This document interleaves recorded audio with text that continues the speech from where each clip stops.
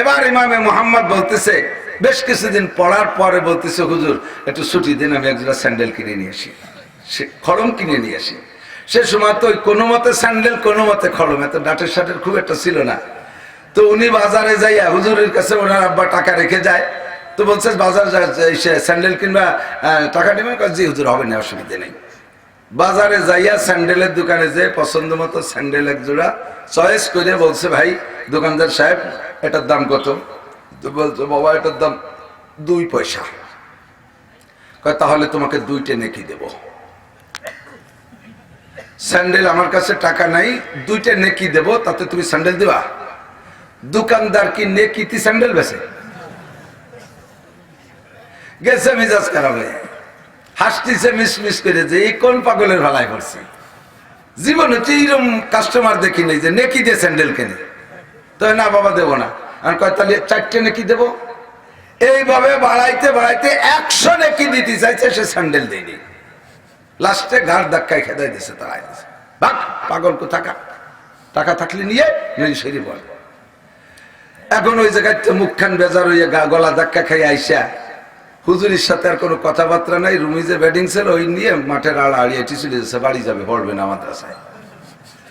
হুজুর দেখে যে খালি পায়ে ব্যাটিং মাথায় চলে যায় মোহাম্মদ। ছাত্র তো তুখোর, ছোট মানুষ, যা পড়ায় সব মুখস্থ থাকে। লোক পাঠায় যাতে ওই মোহাম্মদ চলে যায়, কেন ডেকে নিয়ে আসে, কি ভাব তুমি যাও কেন? হয়তো পড়বই না, মিথ্যেবাদীকে কাছে। এত বড় ধোকাবাজ যদি হুজুর না হয়, এর কাছে কি বলি আমি, কি হব? কি হয়েছে কি বলো? বলে বলবো না। এই বুড়ো মানুষ এতদিন পর্যন্ত চাটান দিয়েছেন, একটা নাকি এত বড়, একটা নাকি এত বড়, এতে এত নাকি হয়। আমি 100 নাকি দিতে চাইছি, একজোড়া টায়ারের স্যান্ডেল আমারে দিল না। এরকম মিথ্যে কথা আমি বলবো না। এখন ইমামে আবু হানিফা এর কি আর ওয়াজ করে বুঝানোর কায়দা আছে? প্র্যাকটিক্যালে বুঝাইতে হবে। ওনার কাছে দামি একটা পাথর ছিল, মোহাম্মদ বিকেলে চলে যাবে, আমি আগায় দিয়ে আসবো, বাবা যাওয়ার আগে আমার এই পাথরটা একটু বেছে দিয়ে যাও, পাথরটা বাজারে বিক্রি করে টাকাগুলো আমার কাছে দিয়ে দিবা, তারপরে আমি আগায় দেব। ইমামে মুহাম্মদকে পাথরটা দিয়ে বলে, তুমি বাজারের এক পাশ দিয়ে ঢুকবা, ফিরে শেষ পাশ পর্যন্ত যাবা, আগে দেখবা কে কত বলে, সবচেয়ে বেশি যে বলে তারে টাকা, তার সাথে কথা বলবা, তারে নিয়ে আমার কাছে আসবা, তুমি সরাসরি এত টাকার কেনা বেচা করতে পারবা না। ইমামে মুহাম্মদ ওই পাথরটা হাতে করে নিয়ে সর্বপ্রথম ঢুকছে পান বাজারে। পান বাজারের মধ্যে যে পাইনুরে কইছে, ভাই পাথর কিনবা? ও কয় ওই দিয়ে আমি কি করবো?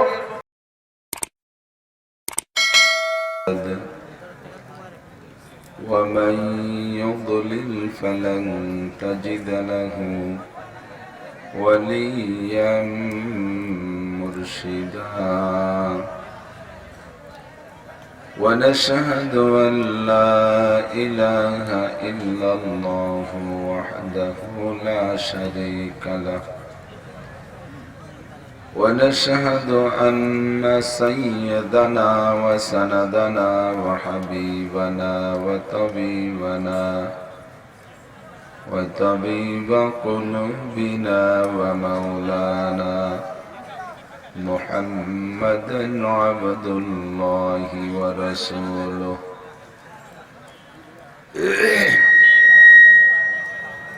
صلى الله تعالى عليه وعلى آله وأصحابه وبارك وسلم تسليما كثيرا. أما بعد فأعوذ بالله من الشيطان الرجيم. بسم الله الرحمن الرحيم. من كان يريد حرث الآخرة نزد له في حرثه ومن كان يريد حرث الدنيا نؤته منها وما له في الآخرة من نصيب. وقال تعالى من عمل صالحا فلنفسه ومن أساء فعليها وقال تعالى إن تجتنبوا كبائر ما تنهون عنه نكفر عنكم سيئاتكم وندخلكم مدخلا كريما وقال محمد رسول الله صلى الله عليه وسلم العمل قليل والأجر كثير ثم قال النبي صلى الله عليه وسلم الصلوات الخمس والجمعة إلى الجمعة ورمضان إلى رمضان مكفرات ما بينهن إذا اجتنب الكبائر صدق الله مولانا العظيم وصدق رسوله النبي الكريم ونحن على ذلك لمن الشاهدين والشاكرين والحمد لله رب العالمين سبحانك لا علم لنا إلا ما علمتنا إنك أنت العليم الحكيم سبحانك لا علم لنا إلا ما علمتنا إنك أنت العليم الحكيم جزى الله عنا محمدا ما هو أهله سبحان الله وبحمده سبحان الله العظيم رب اشرح لي صدري ويسر لي أمري واحلل عقدة من لساني يفقه قولي رب زدني علما اللهم بارك لنا في رجب وشعبان وبلغنا رمضان اللهم أرنا الحق حقا وارزقنا اتباعه وأرنا الباطل باطلا وارزقنا اجتنابه সকলে বলি আমিন আমিন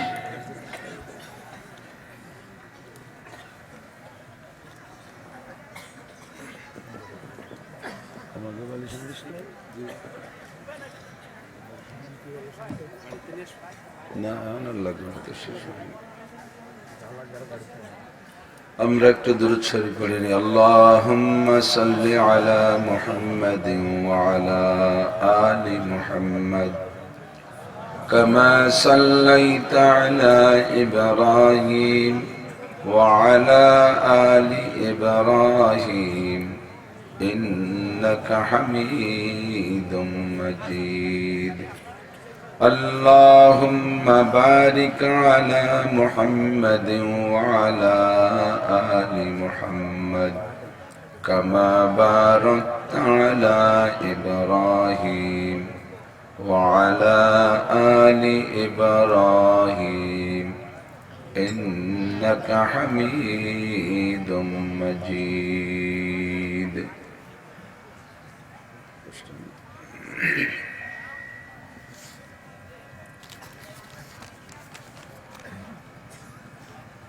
ডহর সিংড়া যুব সমাজের উদ্যোগে ডহর সিংড়া বেরোল পলিতা মাগুরা সদর মাগুরা আয়োজিত তৃতীয় বার্ষিক ওয়াজ মাহফিল। অধ্যকার মাহফিলের সম্মানিত সভাপতি হযরত মাওলানা আবুল খায়ের সাহেব, গঙ্গারামপুরি, শালিখামাগুরা, হাফিজাহুল্লাহ ওয়া দামাত বারকাতুহুমুল আলিয়া। মাহফিলে বক্তা ছিলেন হযরত মাওলানা মুহিবুল্লাহ হাবিবি সাহেব, হযরত মাওলানা মনিরুজ্জামান সাহেব এবং আপনাদের এই অঞ্চলের আলেম চেয়ারম্যান হযরত মাওলানা উসমান গনি মুসাফুরি, দামাত বারকাতুহুমুল আলিয়া, অন্যান্য উলামায়ে কিরাম, আইম্মায়ে মাসাজিদ, এই ইউনিয়নের চেয়ারম্যান সাহেব মহোদয়, রাজনৈতিক নেতা নেতৃবৃন্দ, খিদমতে থাকতে পারেন পুলিশ প্রশাসনের ভাইয়েরা, পর্দার আড়ালের মা ও বোনেরা, প্রাণপ্রিয় আমার দেশবাসী,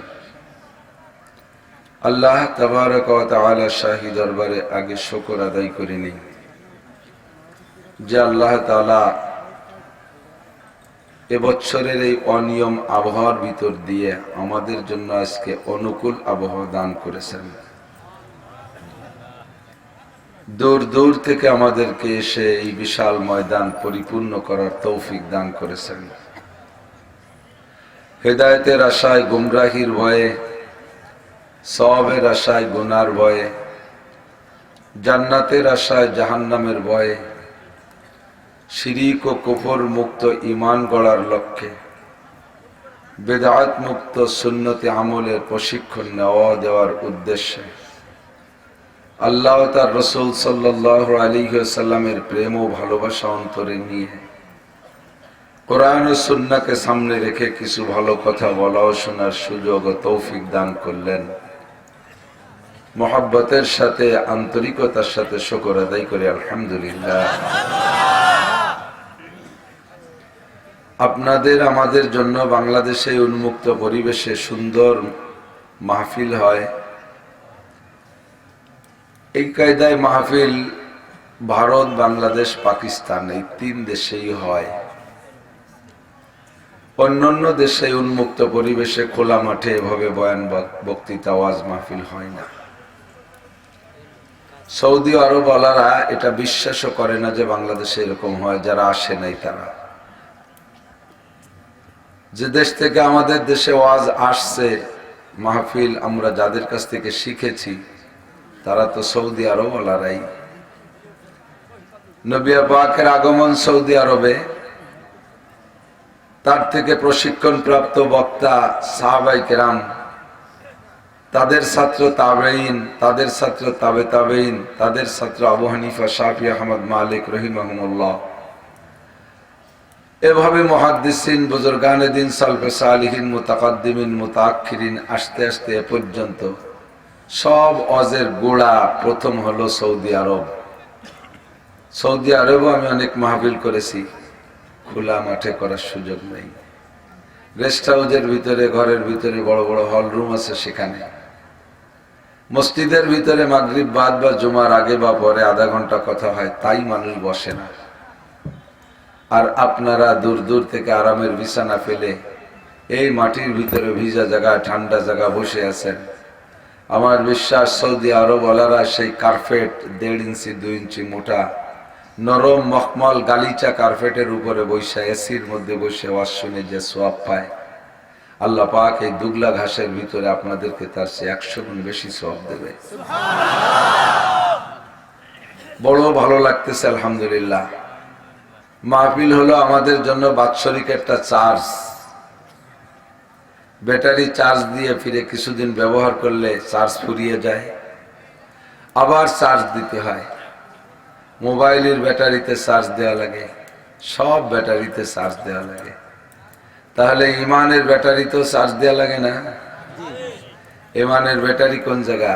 আল্লাহ নবী বলেন, আলা ইন্না ফিল জাসাদি লামুদগা ইজা সলুহাত সলুহাল জাসাদু কুল্লুহু وإذا فسدت فسد الجسد كله ألا وهي القلب। মানুষের বাম স্তনের দু আঙ্গুল নিচে, এই বাম সিনার বাম পাশে যেখানে যাকে বলা হয় হার্ট, স্তনের দু আঙ্গুল নিচে এটার সেটিং দেখতে ছোট্ট কলার মোচার মতো। কলা গাছের মোচার উপরের থেকে খোলাগুলো ধীরে ধীরে পড়তে পড়তে লাস্টে যাইয়া একেবারে থর কত দূর বেরোইয়া শেষে ছোট্ট একটা মাথা থাকে না? মানুষের কলব, হৃৎপিণ্ড, হার্টের অবস্থা বাহ্যিক রূপ ওরকম। ওইটা যদি ভালো থাকে তাহলে সব ভালো, আর ওইটা যদি খারাপ হয়ে যায় তাহলে সব খারাপ। আর কলব হলো শয়তানের স্টেজ, শয়তানের সংসদ ভবন কলব। যদি ওই কলবের ভিতরে আল্লাহ পাক রব্বুল আলামিনের সংসদ, আল্লাহ পাকের চেয়ার সেট করা যায় তাহলে শয়তানের স্থান পায় না। যদি কলবের ভিতরে আল্লাহর জিকির না থাকে তাহলে ওই শূন্য জায়গা পূর্ণ করে কে? মিস্টার ইবলিস। একটু কন কেডা? একটু মিস্টার দিয়ে কন না, নাকি হযরত মাওলানা ইবলিস, পীরে কামেল ইবলিস, আল্লামা ইবলিস পাওয়া যায়। ও বহুত বড় শিক্ষিত পণ্ডিত, 104খানা আসমানি কিতাবের হাফেজ আলেম ইবলিস। আমি তো শুধু কোরআনের আলেম। আর আদম আলাইহিস সালাম থেকে নিয়ে কোরআন পর্যন্ত যত কিতাব আছে সব কিতাবের আলেম ছেলে ইবলিস। যেখানে আল্লাহ পাকের জায়গা তোমরা দিবা না, সেখানে শয়তান জায়গা করে নেবে। এবার কলব যদি নষ্ট হইয়া যায়, চক্ষু নষ্ট হইয়া যায়, কলব যদি খারাপ হইয়া যায়, জিহ্বা খারাপ হইয়া যায়, কলব যদি খারাপ হইয়া যায়, ঠোঁটও খারাপ হইয়া যায়, কলব যদি খারাপ হইয়া যায় তোমার হাতও খারাপ হইয়া যায়, কলব যদি খারাপ হইয়া যায় তোমার পাও খারাপ হইয়া যায়। পা খারাপ জায়গা যাইতে চায়, হাতে অন্যায় করতে চায়, চোখে খারাপ কিছু দেখতে চায়, জিহ্বা ঠোঁটে খারাপ কিছু ভক্ষণ করতে চায়, খারাপ জায়গা ব্যবহৃত হতে চায়। আলা ইন্না ফিল জাসাদি লামুদগা ইযা সালুহাত সালুহাল জাসাদু কুল্লুহু। যখন ওই অঙ্গটা ঠিক হইয়া যায়, শরীরের সমস্ত অঙ্গ প্রত্যঙ্গ সঠিক হইয়া যায়। ওয়া ইযা ফাসাদাত ফাসাদাল জাসাদু কুল্লুহু। আর কলবটা যদি নষ্ট হইয়া যায়, ওই গোশতের টুকরা যদি খারাপ হইয়া যায়, শরীরের সমস্ত অঙ্গ প্রত্যঙ্গ নষ্ট হইয়া যায়। আলা ওয়াহিয়াল কলব। আল্লাহর নবী বলেন, হে যুবক তুমি শুনে নাও, ওটার নামই হলো কলব। এবার ওই কলবকে চার্জ দেওয়া লাগে। কলব হলো ইমানের চারা লাগানোর এক টুকরা মাটি। আল্লাহ পাক বলেন, কালিমাতুন তাইয়্যিবাতুন কাশাজারাতিন তাইয়্যিবাতিন আসলুহা সাবিতুন ওয়া ফারউহা ফিস সামা। আমার আপনার ভিতরে ইমানের একটা চারা লাগাই। একটু সকলে পড়বো লা ইলাহা ইল্লাল্লাহ মুহাম্মাদুর রাসূলুল্লাহ। এই কলেমা, এর নাম হলো কলেমায়ে তৈয়্যিবা। কি কলেমা? মস্ক করেন না কেন? কলেমায়ে তৈয়্যিবা, লা ইলাহা ইল্লাল্লাহু মুহাম্মাদুর রাসূলুল্লাহ। শুদ্ধ করে পড়বেন, শুদ্ধ করে পড়া ফরজ। লা রে একালিফ টানে পড়বেন, লা ইলাহা। এবার লা ইলাহা বলার পরে ইল্লাল্লাহ বলার জন্য ব্যস্ত হয়ে যাবেন। কারণ লা ইলাহা বলার পরে যদি ইল্লাল্লাহ বলার আগে আমার আপনার মরণ হয়ে যায়, বিনা হিসাবে জাহান্নামী, পরকালে 1 সেকেন্ডও জান্নাত পাবেন না। আগে যে পড়ছেন সব পড়া বাতিল। আল্লাহর নবী বলেন, মান কানা আখিরু কালামিহি লা ইলাহা ইল্লাল্লাহ ফাদাখালাল জান্নাহ।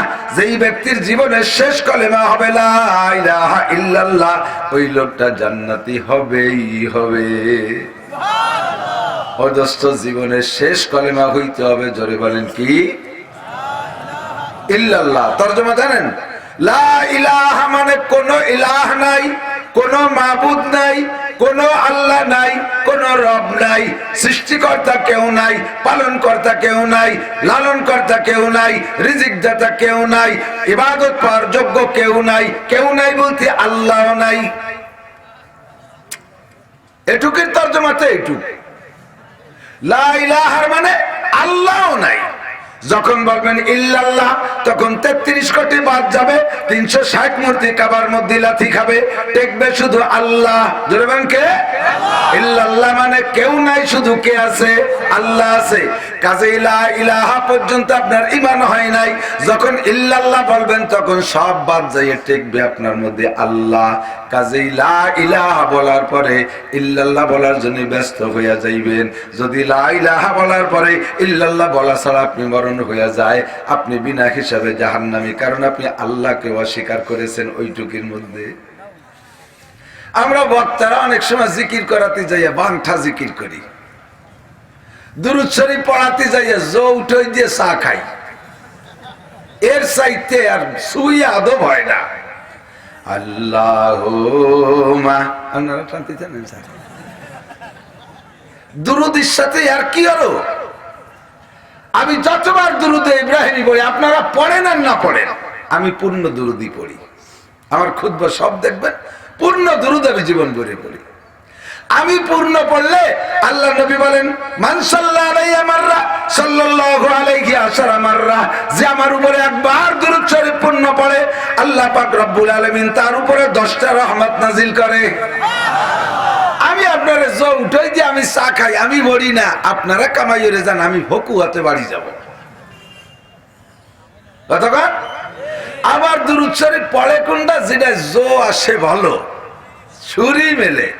যদি কই সাল্লু আলাইহি ওয়া সাল্লিমু তাসলিমা, মা কয়ে টান দিলি সবাই শুরু করে দেয়। কি পড়েন তা জানেন? আল্লাহুম্মা সাল্লি আলা মুহাম্মাদ ওয়া আলা আহলে সাইয়্যিদিনা মুহাম্মদ। কত মায়াবী কণ্ঠ! রাসূল টানে মদিনায় থাকতে পারে না, মিলাদ মাহফিলে চলে আসে। আসার পরে নবীরে ডাক দে, বলি ইয়া নবী সালাম।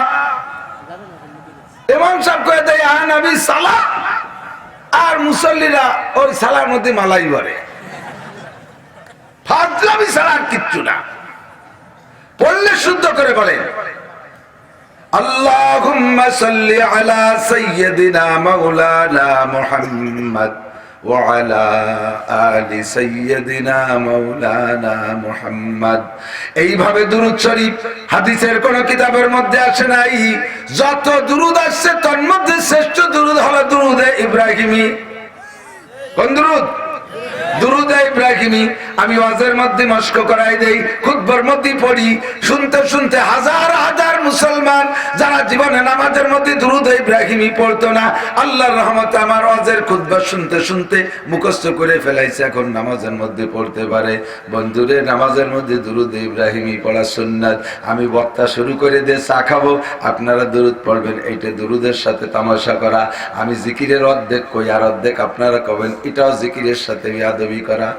বরঞ্চ আমি যদি ওই অর্ধেক কয়ে মারা যাই, বাকি চুপ কইতে না পারি, তাহলে আমার পাছার চামড়া থাকবে না, খবর আছে। বক্তা কয় লা ইলাহা, শ্রোতারা কয় ইল্লাল্লাহ, লা ইলাহা। আমরা কয়ে দেই লা ইলাহা, ফাঁকে চা খাই, ওই ফাঁকে আপনারা ইল্লাল্লাহ করেন। আমার যদি চা গলায় বেজে মরি ইল্লাল্লাহ করার আগে, তাহলে চার সাথে আগুন মিশিয়ে দেওয়া হবে। তাড়াতাড়ি ইল্লাল্লাহ বলার জন্য ব্যস্ত হবে। দুটো মিলে তর্জমা হয় কি জানেন? বক্তা কয় কোনো আল্লাহ নাই, শ্রোতার কয় বলেন কি আল্লাহ আছে তো। বক্তা শ্রোতার মধ্যে একটা জ্ঞান যাও। একবার বলে লা ইলাহা ইল্লাল্লাহু মুহাম্মাদুর রাসূলুল্লাহ পড়ছেন? আল্লাহর কসম আপনার আমলনামায় 4500 নেকি লেখা হয়ে গেছে। আল্লাহু আকবার। আপনার আমলনামায় 4500 নেকি, কত সহজ। দুনিয়াকে বোঝা সহজ, কামাই করা খবর আছে। কথাটা দুনিয়া বোঝা সহজ, ইনকাম করা কঠিন। আর আখিরাত মোটে বুঝেই আসে না, কোন অবস্থাতে বুঝতে নেকি তো কোটে বুঝতেই রাজি না। আসেন ভাই, নেকি হবে, সওয়াব হবে, ইবাদত হবে, নেকি হবে। কয় হুজুর ওগুলো বাদ দেন, দুটো বিড়ি হবে কি বলেন, একটা সিগারেট হবে, একটা ইয়াবা হবে, হুজুর হবে, একটা ইয়াবা হবে না, একটা থাবা হবে। ও দুষ্ট, দুনিয়া বোঝা সহজ, ইনকাম করা কঠিন। কথা বলেন। 8 ঘন্টা মাটি কাটার পরে বেতন দেয় 300 টাকা। কত কষ্ট করে 300 টাকা কামাই করা লাগে। সকাল 8টা থেকে বিকেল 4টে পর্যন্ত পিঠ পোড়া খরার মধ্যে ধান কাইটা 400 টাকা কামাই করা লাগে। প্রত্যেকটা কাজ এরকম। সারা রাত ঠান্ডার মধ্যে, বিলের মধ্যে, নদীর মধ্যে মাছ ধইরা সকালবেলা বিক্রি করে 300-400 টাকা। কত পরিশ্রম করে দুনিয়া কামাই করা লাগে, কিন্তু বোঝা বড় সহজ, খুব সহজ। ডিম কিনে কয় কি, এই ডিমটা আমি তো মুরগি নেই, পাশের বাড়ি একজনের মুরগি তাই বসছে, ওর পেটের নিচে দেবো, একটা বাচ্চা হবে, ওটা মুরগি হবে। এই মুরগিটা বড় হবে, এরপরে ওর 40টা বাচ্চা হবে, সিল্লে না দিয়ে 40টা ডিম পারবে, সিল্লে দিবে, ডিমের 20 রেখেই বেলায় দেবো, আর 20 দিয়ে বসাই দেবো। 20টা বাচ্চা, 20টা ডিমের 15টা তো ফুটবেই, 5টা মোরগ হবে, 10টা মুরগি হবে। 10টা মুরগি 1 বছর 2 বছর জাতি জাতি, ওরা 10 মা হয়ে যাবে। এদের পিছনে আবার 10কে 100টা, সবগুলো বেশি একটা ছাগল কিনবো, ছাগলের 5টা বাচ্চা হবে, ওই কটা বেশি একটা গাই কিনবো, এরপরে গাইতি হবে 2-3 হওয়ার পরে বেশি, তারপরে একটা দোকান দেবো, দোকানের পরে ব্যবসা বাণিজ্য হবে, এরপরে একটা বিল্ডিং করবো, এরপরে একটা মার্কেট করবো, করতে করতে করতে করতে খুলনা শহরের ভিতরে, মাগুরা শহরে 5 তলা একটা দালান দেবো। একবার দালানের উপর তলায় যে বসবো, এরপরে বউ এসে বলবে এসব ভাত খেয়ে যাও, আমি বলবো নেই খাएंगे। এই নেই খাएंगे করে ডিম ভাই ছাড়িয়ে দিয়েছে, আর ডিম সিটে উড়িয়ে গেছে। এক ডিম পড়িয়ে বিল্ডিং 5 তলা শেষ। বুঝা কত কঠিন। 5 তলায় উঠে দেখছো, চাউল মুড়ি হয়ে যায়, ধান খই হয়ে যায়, চুল পাইকে সাদা হয়ে যায়। আশাবাদ সগীরা ওয়া আপনাল কবির, কাররুল গাদাতে ওয়া মাররুল আশি। শিশুকে যুবক বানাইলো, যুবককে বুড়ো বানাইলো, বুড়োরে কবরে পাঠাই দিল। কিসে করলে এই কাম? কয় দিনকালের পরিবর্তনে এমন করে জীবনটা কাটিয়াই যায় দোস্ত। দুনিয়াকে কামাই করা বড় কঠিন, বোঝা বড় সহজ, কিন্তু আখিরাত বুঝে মোটে আসেই না, মোটে মাথায় বুঝিয়েছে নেকি যে কি হয়, কোন অবস্থায় নাকি বুঝতে রাজি না। ইমামে আবু হানিফা রাহমাতুল্লাহ আলাইহির ইমামে আবু হানিফা রাহমাতুল্লাহ আলাইহির বেশ শাগরেদ ছিল। তার মধ্যে একজন শাগরেদের নাম হলো মুহাম্মদ রাহমাতুল্লাহ আলাইহি। কি নাম? ইমামে মুহাম্মদ রাহমাতুল্লাহ আলাইহি। উনি বড় লোকের ছেলে। এবার ছোট্ট বাচ্চা মুহাম্মদ রাহমাতুল্লাহ আলাইহি ইমামে আবু হানিফার মাদ্রাসায় নিয়ে উনার আব্বা উনাকে ভর্তি করে রেখে আসছে। বলছে আব্বা তুমি মাদ্রাসায় পড়ো, হুজুরের এখানে লেখাপড়া শেখো, বহুত বড় আলেম হবা, অনেক ইবাদত বন্দেগী করতে পারবা, কোরআন হাদিস পড়ে পড়ে নেকি হবে, জান্নাতের ভিতরে বড় আলিশান বিল্ডিং এ থাকতে পারবা, হাসরের মাঠে তুমি কোটি কোটি মানুষকে সুপারিশ করতে পারবা। বহুত নেকির কারবার। ইমামে মুহাম্মদ রাহমাতুল্লাহ আলাইহিকে আবু হানিফা রাহমাতুল্লাহ আলাইহির মাদ্রাসায় ভর্তি করে চলে আসছে আব্বা। এবার হুজুর তারে পড়ায় আর নেকির ফজিলত বলে। কয় বাবা মুহাম্মদ জিজ্ঞেস করে হুজুর এই আলিফ পড়লে কি হয়? কয় 10টা নেকি হয়। বা পড়লে কি হয়? 10টা নেকি হয়। তা পড়লে কি হয়? জোরে বলেন কয়টা নেকি হয়? মান করা হারফান মিন কিতাবিল্লাহ ফালাহু হাসানাতুন ওয়াল হাসানাতু বিআশরি আমসালিহা।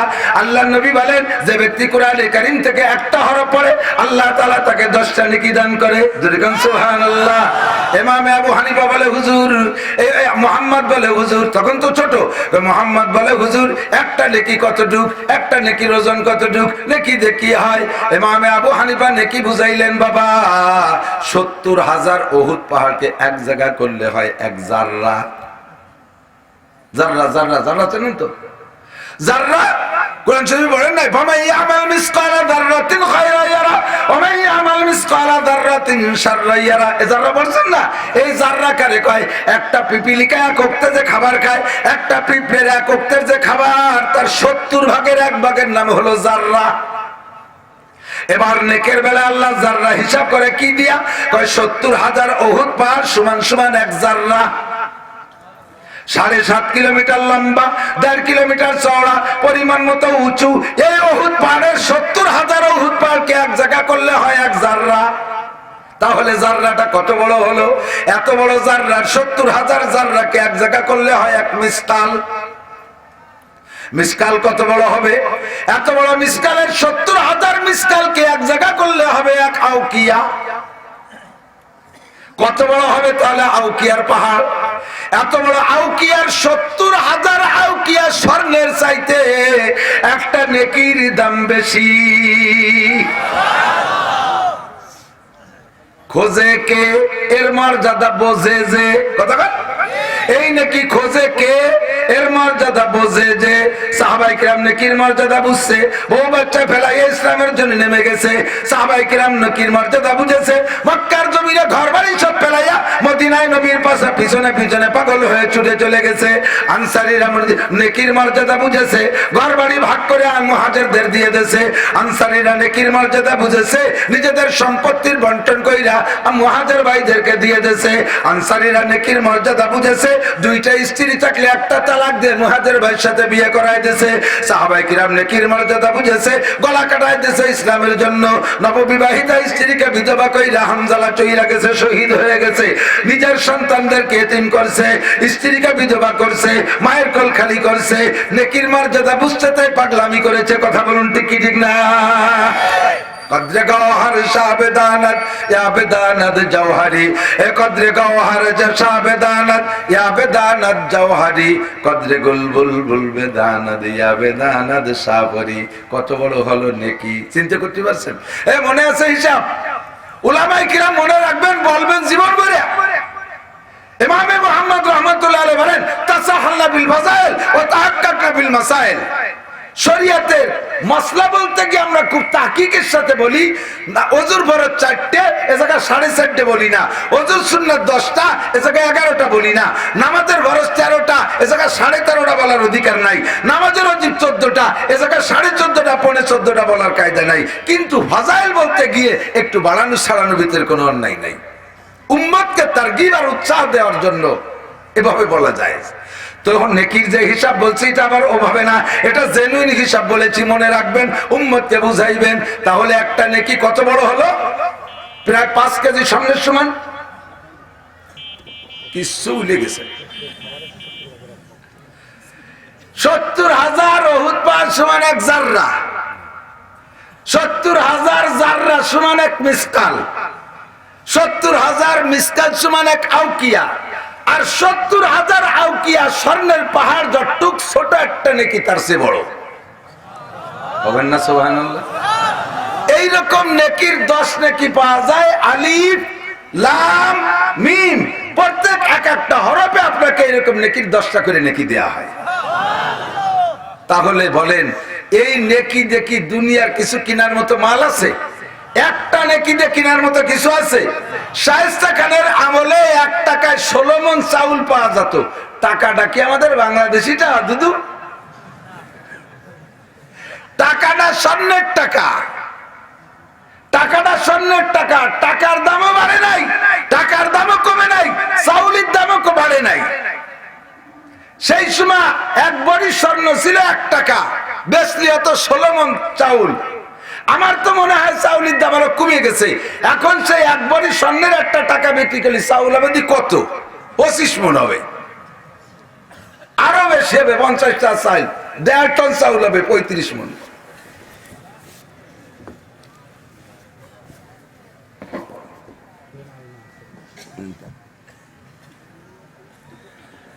আল্লাহ, এত বড় যদি হয় নেকি, এই নেকিতে দুনিয়ায় কেনার মতো কিছু আছে?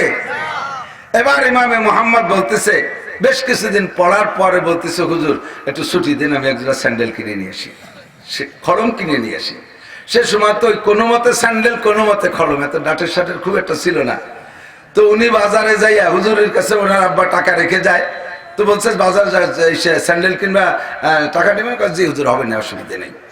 বাজারে যাইয়া স্যান্ডেলের দোকানে যে পছন্দ মতো স্যান্ডেল এক জোড়া চয়েস করে বলছে, ভাই দোকানদার সাহেব এটার দাম কত?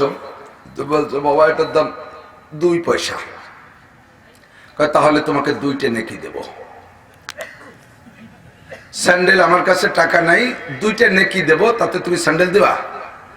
দোকানদার কি নেকিতি স্যান্ডেল বেচে? গেছে মেজাজ খারাপ হয়ে, হাসতিছে মিস করে যে এই কোন পাগলের ভালাই করছে। জীবনে তো এইরকম কাস্টমার দেখি নাই যে নেকি দিয়ে স্যান্ডেল কেনে। তো না বাবা দেবো না।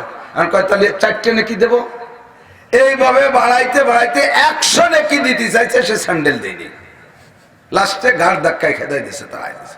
ভাগ পাগল কোথাকা, টাকা থাকলে নিয়ে সেরি বল। এখন ওই জায়গায় মুখখান বেজার হইয়া গলা ধাক্কা খাই আইসা, হুজুরির সাথে আর কোনো কথাবার্তা নাই। রুমি যে ব্যাটিং ছিল ওই নিয়ে মাঠের আড়িয়ে চলে যাচ্ছে, বাড়ি যাবে, পড়বে না মাদ্রাসায়। হুজুর দেখে যে খালি পায়ে ব্যাটিং মাঠে চলে যায় মোহাম্মদ। ছাত্র তো তুখোর, ছোট মানুষ, যা পড়ায় সব মুখস্থ থাকে। লোক পাঠায় যাতে মোহাম্মদ চলে যায়, কে ডেকে নিয়ে আসে, কি ভাব তুমি যাও কেন? হয়তো পড়বই না, মিথ্যেবাদীকে কাছে। এত বড় ধোকাবাদ যদি হুজুর না হয়, এর কাছে কি বলি আমি, কি হব? কি হয়েছে কি বলো? বলবো না। এই বুড়ো মানুষ এতদিন পর্যন্ত চাটান দিয়েছেন, একটা নাকি এত বড়, একটা নাকি এত বড়, এতে এত নাকি হয়। আমি 100 নাকি দিতে চাইছি, একজোড়া টায়ারের স্যান্ডেল আমারে দিল না। এরকম মিথ্যে কথা আমি বলবো না। এখন ইমামে আবু হানিফা এর কি আর ওয়াজ করে বুঝানোর কায়দা আছে? প্র্যাকটিক্যালে বুঝাইতে হবে। ওনার কাছে দামি একটা পাথর ছিল। মোহাম্মদ বিকেলে চলে যাবে, আমি আগায় দিয়ে আসবো। বাবা যাওয়ার আগে আমার এই পাথরটা একটু বেশি দিয়ে যাও, পাথরটা বাজারে বিক্রি করে টাকাগুলো আমার কাছে দিয়ে দিবা, তারপরে আমি আগায় দেব। ইমামে মোহাম্মদকে পাথরটা দিয়ে বলে, তুমি বাজারের এক পাশ দিয়ে ঢুকবা, ফিরে শেষ পাশ পর্যন্ত যাবা, আগে দেখবা কে কত বলে, সবচেয়ে বেশি যে বলে তারে টাকা, তার সাথে কথা বলবা, তারে নিয়ে আমার কাছে আসবা, তুমি সরাসরি এত টাকার কেনা বেচা করতে পারবা না। ইমামে মোহাম্মদ ওই পাথরটা হাতে করে নিয়ে সর্বপ্রথম ঢুকছে পান বাজারে। পান বাজারের মধ্যে যে পাইনুরে কইছে, ভাই পাথর কিনবা? ও কয় ওই দিয়ে আমি কি করবো? এরপরে গেছে নুন তেলের দোকানে, ভাই পাথর কিনবো? দেখে কয় যদি 50 গ্রাম ওজন হয়, যদি 150 টাকা হয়, 100 টাকা হয়, তাহলে আমার পাথরের কাজে ব্যবহার করবো, চাইলে না পাবা। এরপরে গেছে আর এক দোকানে, মুসির দোকানে, সে কয় ওটা আমার কাজেই লাগবে না। এরপরে গেছে আর এক মালের দোকানে, সে কয় 8 আনা, আর একজনে কয় 12 আনা। এরপরে মিজাজ খারাপ হয়ে গেছে। উনারও বিশ্বাস যে এই পাথর বিটারে টাকা দিয়ে কিনবে কি, এ তো রেল বাটিতে শোয় বেলানো রয়েছে। এরপরে হাতে করে ফেরি করতেছে, এরকম নাড়াচ্ছে আর বলতেছে পাথর লাগবে, পাথর, পাথর লাগবে, পাথর। নাচাইতে নাচাইতে চলে গেছে স্বর্ণপট্টিতে, বিশাল বড় স্বর্ণের দোকান, 15-16 মণ স্বর্ণ দিয়ে দোকান সাজানো। দোকানের মালিক ভিতরে 3 পাতা কাছের বেড়ার ওই পাশে শাহী চেয়ারে সুন্দর করে টলমলে রাজপুত্রের মতো বসে আছে। ও ভিতর থেকে ওই ছেলের হাতে পাথরটা দেখে পিছনের দরজা দিয়ে ঘুরে এসে সাপটা দিয়ে জড়াই ধরছে, পুলিশ ডাক দে। উনি বলে, পুলিশ দেখ কি করবে? পুলিশ কি করবি? ভাই পাথর তুই কোত্থেকে চুরিয়ে নিয়ে আসিস? আমি চুরিয়ে আনি না ভাই, পুলিশ আনার দরকার নাই, ঘটনা শুনে নাও। কি হয়েছে? পাথর আমি বেচবো। কি তুই বেচবি? আমি বেচবো, আমি বেচতে পাঠাইছি, আমার মুরব্বী পাঠাইছে। কত চাইস? আপনি বলেন কত দেবেন? এবার দোকানদার কয়, আমার এই দোকানের পজিশন সব দোকান সহ দেব, 16 মণ স্বর্ণ আছে সব দেব, ডেকোরেশন যা আছে সব দেব, এই দোকান দিয়ে আমার আব্বা ব্যবসা করে জমি ক্ষেত যা কিনছে তা দেব, এরপরে আমি যা কিনছি তাও দেব, খালি পাথরটা তুই আমারে দিবি। এখনো উনি হতভম্ব হয়ে গেছে, কয় কি উনি পাগল না আমি পাগল না আটামিটারা পাগল? 12 আনার বেশি দাম কয় না, আরে বংশধরী দিয়ে দেয়। এবার কয়, ভাই দাম যা কইছো ভালোই দাম কইছো, তবে এই পাথর আমার না, পাথর হলো ইমামে আবু হানিফার। এবার স্বর্ণের মালিক কয়, আমরা দেশের সমস্ত স্বর্ণের দোকানদাররা জানতাম এইরকম একটা দামি পাথর ইমাম আবু হানিফার কাছে আছে, অপেক্ষায় রয়েছে বুড়ো কবে অভাবে পড়ে আর বিক্রি করে। সেই পাথর তোরে দেয় আজকে বাজারে বেচতে পাঠাইছে, বিশ্বাস হয় না, তুই মনে চুরিয়ে নিয়ে আইছিস। কয় না চলেন যায়, আমার সাথে করে নিয়ে যেতে কইছে, সর্বোচ্চ দাম কে বলে তাকে। এবার ওই লোক সাথে করে নিয়ে গেছে ইমামে আবু হানিফার কাছে, গিয়ে বলছে, হুজুর এত বড় দামি পাথর এই ছোট্ট পোলারে দিয়ে কেন পাঠাইলেন? কয়, বাবা এই দামি পাথরের দাম তো ছোট্ট পোলাও জানে না, এই জগতের কেউ জানে না, তোমরা ছাড়া।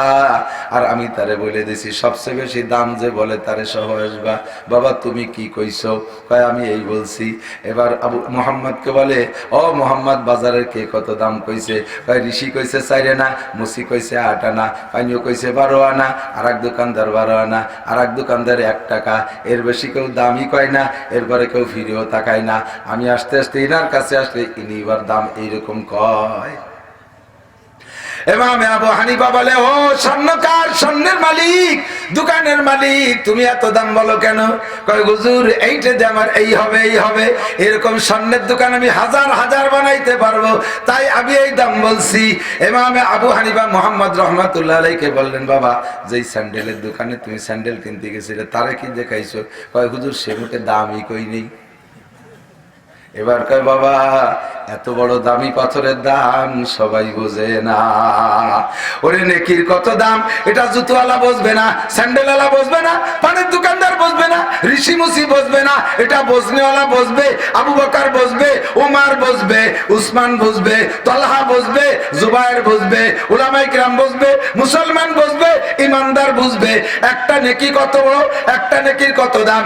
একবার কলেমা লা ইলাহা ইল্লাল্লাহু মুহাম্মাদুর রাসূলুল্লাহ সাল্লাল্লাহু আলাইহি ওয়াসাল্লাম যদি তুমি পড়তে পারো, তাহলে তোমার আমলনামায় ওই রকম বড় নেকির 4,500 নেকি লেখা হইয়া যায়। আল আমালু কালিল ওয়াল আজরু কাসীর। দুনিয়া বোঝা সহজ, কামাই করা কঠিন, আর আখিরাত বোঝা কঠিন, কিন্তু কামাই করা সহজ। হে আমার যুবক ভাইরা, আমার দিক তাকাও। আল্লাহর নবী বলেন, মান তামাসসাকা বিসুন্নতি ইনদা ফিসাদি উম্মতি ফালাহু আজরু মিয়াতি শাহীদ। যেই সময় দুনিয়া থেকে সুন্নাত মিটে যাওয়ার সম্ভাবনা দেখা দেবে, সুন্নাত মোটে আমলেই থাকতেছে না, মুসলমানের অলসতার কারণে হোক, আর মুসলমানদের কোনো কুপ্ররোচনার কারণে হোক, তাদের কোনো গোপন ষড়যন্ত্রের কারণে, কোনো গোপন ষড়যন্ত্রের কারণে হোক, তারা যে কোনো কৌশলে মুসলিম জাহান থেকে সুন্নতকে একেবারে গায়েব করে দেওয়ার সব পরিকল্পনা আঁটবে। এই মুহূর্তে যদি কোনো যুবক, যদি কোনো মুসলমান একটা সুন্নতের পর আমল করো, আল্লাহ তাআলা তোমাকে 100 শহীদের সওয়াব দান করবে। সাহাবায়ে কেরাম বলেন, ওগো নবী, 100 শহীদের সওয়াব তাদেরকে একটা সুন্নতের বিনিময়ে কেন দেওয়া হবে?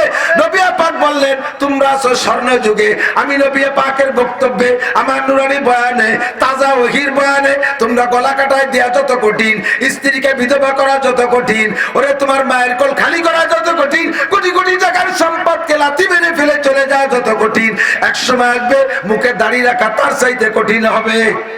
কথা কন? দাড়ি রাখলে সেমড়িরা মাইয়েরা লাইক করে না। স্বামীতে স্ত্রীতে স্বামীরে কয়, তুমি দাড়ি রাখছো, তোমার আমার বড় কাকার মতো দেয়া যাচ্ছে। স্বামীতে দাড়ি রাখলে বড় কাকার মতো দেয়া যায়। কি জ্বালা! 25 বছরের ছেলে বিশ্ববিদ্যালয় পড়ে, সে তাবলীগের সোয়াই চরমনের হুজুরের কান্নাকাটির বয়ানে দাড়ি রেখে বাড়ি আইছে। আব্বায় দাড়ি রাখি নাই, আব্বা মা দুইজনকে, তোর কি দাড়িটার বয়স হয়েছে? মা কয় যে তোর আব্বার আজ দাড়িটার বয়স হলো না, সে এখনো সাবালে গেল না, তুই কাগা হয়ে গেলি। মাতে ছেলেরা ধিক্কার দেয়, ছেলেতে আব্বারে ধিক্কার দেয়, বৌদি স্বামীরে ধিক্কার দেয়, অফিসার জুনিয়রদেরকে ধিক্কার দেয়। দাঁড়িয়ে অবস্থায় চাকরিতে ঢুকাই যায় না, চাকরিতে ঢুকার পরে দাড়ি রাখতে অ্যাপ্লিকেশন করা লাগে। যেই বাংলাদেশে দাড়ি রাখতে আবেদন করা লাগে, হয় মঞ্জুর হয় না, নাও হয়, অথচ মোষ রাখলি ভাতা পাওয়া যায়। সুবহানাল্লাহ, মোষে ভাতা, সুবহানাল্লাহ। কর্নেল উসমানীর মোষে যে ভাতা পাইতো, মাঝারি ধরনের 3টে ফ্যামিলি খালি ওই দিয়ে ভেজি জাতি ভাত খাইয়া, কে সামসের মোষ, একটা মোষ মনে 1.5 ভরি সোনাতি বানানো। এখন কবরে গেছে, ফেরেশতারা মোষের সাথে তেল মাহাচ্ছে না, সারাশি দিয়ে উঠেছে, তো দেখতে পাচ্ছি না। আল্লাহ নবী বলেন, কসু শাহরে বাবা ফুল্লোহা, মস্তে ছোট করো, দাড়িয়ে বড় করো।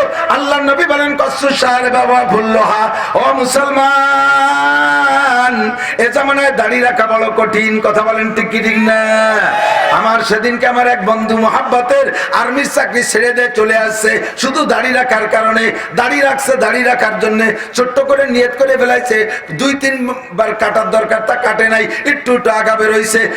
ইতিমধ্যে তার মাস শেষ হয়েছে, এখন চেকে সই করাইতে হবে তার উপরে অফিসাররে দিয়ে, উনি সই না করলে চেকে টাকা হবে না। অফিসারের কাছে যখন চেকটা নিয়ে প্রেস করছে টেবিলের উপরে, ভাই আপনি দাড়ি কেটে আসেন, নইলে আপনি চেকে সই পাবেন না। বেতনের জন্য দাড়ি কাটলাম আর কাটতে থাকলাম, মনে হয় যেন দাড়ি থেকে, প্রত্যেক দাড়ির থেকে রক্ত বের হচ্ছে। আমার কলিজায় পোষ লাগতেছে, এতদিন দাড়ি কাটছি, আজকের দাড়িতে পোষ দিতে আমার মনে হয় যেন আমি নবীর গলায় খুর লাগাইতেছি, আমার নিজের কলিজায় পোষ লাগাইতেছি, আমার বড় কষ্ট হইতেছে। দাড়ি কাটলাম, বেতন তুললাম, তার উপরে অফিসারের কাছে যাইয়া বললাম, স্যার আমি চাকরি করব না, আর্মির চাকরি করব না, আমার একার মাত্র 3টে বছর আছে, মোটা অঙ্কের পেনশন পাবেন, একটু ধৈর্য ধরেন। 3 বছর আমি বাঁচবই, গ্যারান্টি কার্ড, ওয়ারেন্টি কার্ডটা আগে আপনি দেন, তারপরে আমি থাকবো। 3 বছর থাকবো বাইচা, এরপরে দাড়ি রাখার সুযোগ পাবো, এইটা আপনি আমার ওয়ারেন্টি দেন। আমি উলামায়ে কেরামের কাছে শুনেছি, তামুতুনা কামা তাহয়াউন ওয়া তুহশারুনা কামা তামুতুন, তোমার জীবন যাপন হবে যেমন, মরণ হবে তোমার তেমন। দাড়ি রাখা মরণ হবে যেমন, হাসর হবে তোমার তেমন। দাড়ি অবস্থায় যদি জীবন যাপন হয়, মরণ হবে দাড়ি অবস্থায়, আর দাড়ি অবস্থায় মরণ হইলে দাড়ি অবস্থায় হাসরের মাঠে উঠবা, আর দাড়ি কাটা অবস্থায় জীবন যাপন, ওই অবস্থায় তোমার মরণ হবে, আর হাসর মাঠে উঠবা তুমি দাড়ি কাটা অবস্থায়। কোন নবী রাসূল দাড়ি কাটে নাই, সাহাবায়ে কেরাম দাড়ি কাটে নাই, তাবেঈনরা দাড়ি কাটে নাই, আব্দুল কাদের জিলানী, মঈনুদ্দিন চিশতি, নিজামউদ্দিন আউলিয়া, কুতুবউদ্দিন বখতিয়ার কাকি, কেউ দাড়ি কাটেও নাই, ছাটেও নাই। ও দোস্ত আবু হানিফা, শাফি, আহমদ, মালিক, বুখারী, মুসলিম, তিরমিজি ওয়ালা, কোন বুজুর্গানের দিন কেউ দাড়ি কাটেও নাই, ছাটেও নাই। আর আপনি দাড়ি কাটছেন, দাড়ি কাটে কারা? ইহুদিরা দাড়ি কাটে, নাসারারা দাড়ি কাটে, অমুসলমানরা দাড়ি কাটে। মান তাশাব্বাহা বিকওমিন ফাহুয়া মিনহুম, যার সাথে যার মিল হবে তার সাথে তার হাসর হবে। দাড়ি কাটা না, দাড়ি ছাটা। 4 মাযহাবের 4 ইমামের একমত, দাড়ি 1 মুঠের আগে, 1 মুঠ পরিমাণ লম্বা হওয়ার আগে যদি কোনো আলেম দাড়ি সাইটে ফেলে, ওই আলেমের পিছনে নামাজ পড়া মাকরুহে তাহরিমি। দাড়ি রাখো পিয়াজের দাড়ির মতো, বগল যাটুক দাঁড়িয়ে যাটুক, এ দেখলি নুস্স নুস্স মনে হয়। সুন্নতি দাড়ির চেহারাই আলাদা। কাইজুনি দাড়ি রাখছো। আর প্রত্যেকটা ইবাদত করার মধ্যে মজাও লাগে, আর ইবাদতে কষ্ট কম। গুনাহ করতে কিছু কিছু কিছু গুনাহ আছে, করতে মজা লাগে, কিন্তু সাজাও পিছনে আছে। তবে রিস্ক প্রত্যেকটা গুনার ভিতরে। স্ত্রী নিয়ে রাত কাটাবা, নেকিও হবে, মজাও হবে। আর জিনা করার জন্য রাত কাটাবে কোনো মহিলাকে নিয়ে, কি পরিমাণ ঝুঁকি, এদিক ওদিক খালি সরের মতো উকি ঝুঁকি মাতিয়া। কতক্ষণ স্ত্রী ব্যবহার করতে কোনো ঝামেলা নাই, আর জিনা করতে কত টেনশন। আর স্ত্রী সব যদি কারণবশতকের চোখে পড়িয়েও যায়, তাতে তোমার জুতোর বাড়ি হবে না। আর আকাম করে ধরা পড়লে আল্লাহ বাসালে চেয়ারম্যানের কাউন্সিলে 40 জুতোতে ফাঁসা সানা শুনি ফেলাই দেবে, ঠিক না? দাড়ি রাখতে কি সুন্দর, কাটি নেই তাই রাখা হয়ে গেছে, এই তো, এই না? না কাটলেই তো রাখা হয়ে যায়, এতে কি কোনো ওজন আর কষ্ট আছে? কি মজা! একদিন চাপ দেন, দেন কিরম পম পম বাপ স্প্রিং করে। এ যার সাথে লাগাবেন, হাতে লাগাবেন, মুই লাগাবেন, সবারই ভালো লাগবে। তুলো তুলো বাপ। আর কাটার পরে একদিন পরে আগা একটু জন বাইর হয়, এই মুখ কের জায়গা কোন জায়গা যদি ঘষা দেন, জামাইতে ডলার মতো উঠিয়ে যাবে, সিরিজ কাগজ দিয়ে ঘষার মতো। নিজেরা কোনো জায়গা যদি ডলা লাগবে, দেখবেন যে চামড়া উঠে গেছে। ও দোস্ত, দাড়ি কাটতেও কষ্ট, আর কাটার ভিতরে গুনাহ তো আছেই আছে। ফাঁকে দাড়ি কাটার ভিতরে সবসময় অশান্তি। আর কাটতে যদি সেলুনি যান, আপনি যদি শেষরাবাটি হন, তাহলে সেলুনির নাভি তো কৌশলী আছে। দাড়ি কাটতেছে, খরাত খরাত খরাত খরাত শব্দ, চেহারে যে পর্যায়ে সেদিন লাল হয়ে যায়। কি রিসিম রাখান, ভালো বেলের দাঁড় 5টা এসে আর ভালো বেলের, তুমি টাকা দেওয়া মানুষটিকে চিনি না। এবারে যে কি কি হয়েছে, 3 জনের দাড়ি ছাড়ছে, 2 জনের বগল কাটছে, তুমি 6 নম্বরে।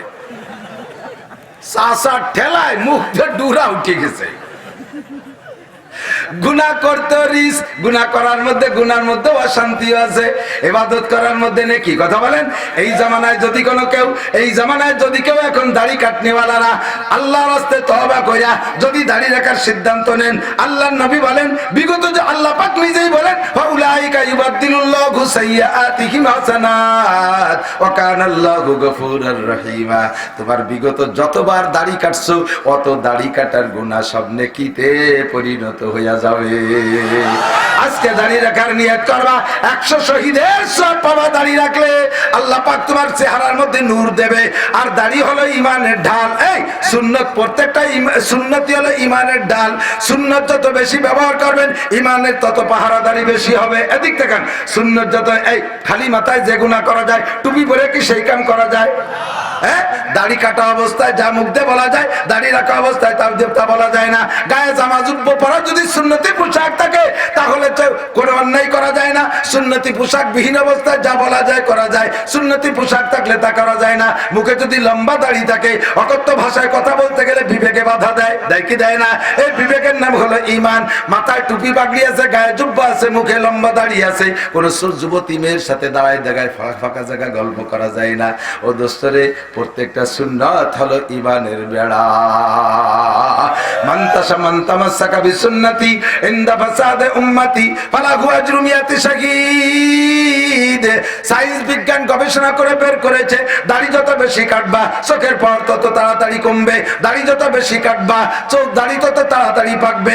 দাড়ি যত বেশি কাটবা তোমার সেক্স পাওয়ারের উপর আক্রমণ করবে। দাড়ির সাথে অনেক জায়গার সাথে সম্পর্ক। দাড়ি যত বেশি কাটবা তোমার ডায়াবেটিস হবে তত তাড়াতাড়ি। দাড়ি যত বেশি কাটবা চেহারার নূর তত তাড়াতাড়ি কমবে। দাড়ি যত বেশি কাটবা চোখের পাওয়ার তত তাড়াতাড়ি কমবে। আল্লাহর রহমতে দোস্ত, দাড়িওয়ালাদের চোখের পাওয়ারও বেশি। আমাদের মুরব্বী, পুরন কিছু মুরব্বী আছে এখনো পর্যন্ত বিনা চশমায় তারা কোরআন শরীফ পড়ে, আছে না? আল্লাহু আকবার। এই জামানায় দোস্ত অল্প আমলে মোটা নেকি কামাই করার ব্যবস্থা। আল্লাহ পাক বলেন, মান কানা ইউরিদু হারসাল আখিরা নাজিদ লাহু ফি হারসিহি। যদি কেউ আখিরাতের ক্ষেত চাষ করে তাহলে অল্প পরিশ্রমে আমি তাকে বেশি ফসল দিয়ে দেই। অল্প চাষেই তারে বেশি ফসল দিয়ে দেই, অল্প মেহনতে তারে বেশি ফসল দিয়ে দেই। ইবাদত করবা কম, নেকি পাবা বেশি। আমল করবা কম, সওয়াব পাবা বেশি। পরিশ্রম করবা কম, পারিশ্রমিক পাবা বেশি। ডিউটি করবা কম, বেতন পাবা বেশি। ও বন্ধু, তুমি মসজিদে যায়া, জামে মসজিদে যায়া ইমামের পিছনে এক ওয়াক্ত নামাজ জামাতের সাথে পড়বা। এক ওয়াক্ত নামাজ জামাতের সাথে পড়বা, আল্লাহ পাক তোমাকে এক ওয়াক্তের বিনিময়ে 527 ওয়াক্ত নামাজের সওয়াব দান করবে।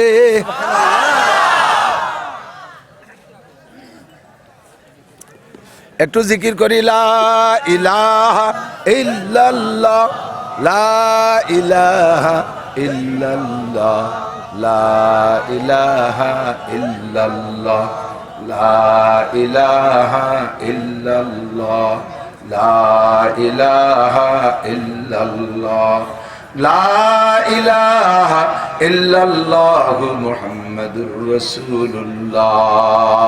বলেন যে হুজুর আর কি ওয়াজ পালেন না, আজকে দাড়ি দিয়ে এমন ঠেসি ধরছেন কেন? ওই মুসলমান, শিয়ারে ইসলাম, আল্লাহ বলেন ওয়া ইয়াযিম শাইরাল্লাহ ফাইন্নাহা মিন তাকওয়াল কুলুব। শিয়ারে ইসলামকে যারা সম্মান করে তারা হলো মুত্তাকিন। আল্লাহ কয় তারা হলো মুত্তাকিন। আর মুত্তাকিনদের লাভ কি? আল্লাহ কয় ইন্নালিল মুত্তাকিনা ইনদা রাব্বিহিম জান্নাতুন নাঈম। যারা হবে মুত্তাকিন তারা থাকবে জান্নাতুন নাঈমে। জোরে কান্না সুবহানাল্লাহ। এই জন্য শিয়ারে ইসলাম কাকে বলে এটা বোঝানোর জন্য ধরছি দোস্ত, দিক তাকান। শিয়ারে ইসলাম বলে যা দেখে ইসলামের কথা মনে পড়ে, আল্লাহর কথা মনে পড়ে, আখিরাতের কথা মনে পড়ে, নবী পাকের কথা মনে পড়ে, তাকে বলে শিয়ারে ইসলাম। কোন বাড়ি উঠানে হ্যাঙ্গারে একটা আর্মির পোশাক ঝুলানো আছে, ওই বাড়ি কোনো পুরুষ দেখতেছি না, দেখি যে একজন বুড়ি মহিলা ঘুরে ফিরে বেড়াচ্ছে, বাইরের থেকে দেখা যায় হ্যাঙ্গারে একটা আর্মির প্যান্ট শার্ট। কি বোঝা যাবে যে নিশ্চয়ই ওই বাড়ি একটা লোক আর্মির চাকরিজীবী আছে।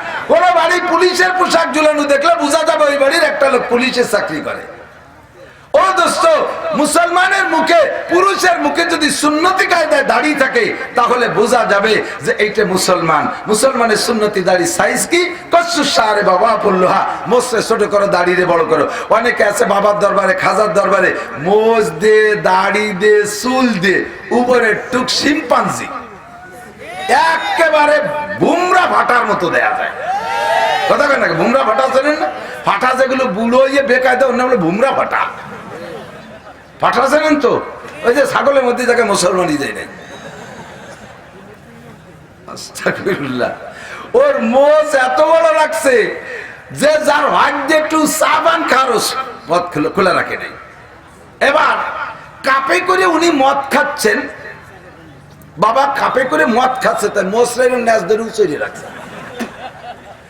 মুরিদ একজন জিজ্ঞেস করছে, হযরত এ মদ খাওয়ার সময় আপনি মোষ উঁচু করে রাখছেন কেন?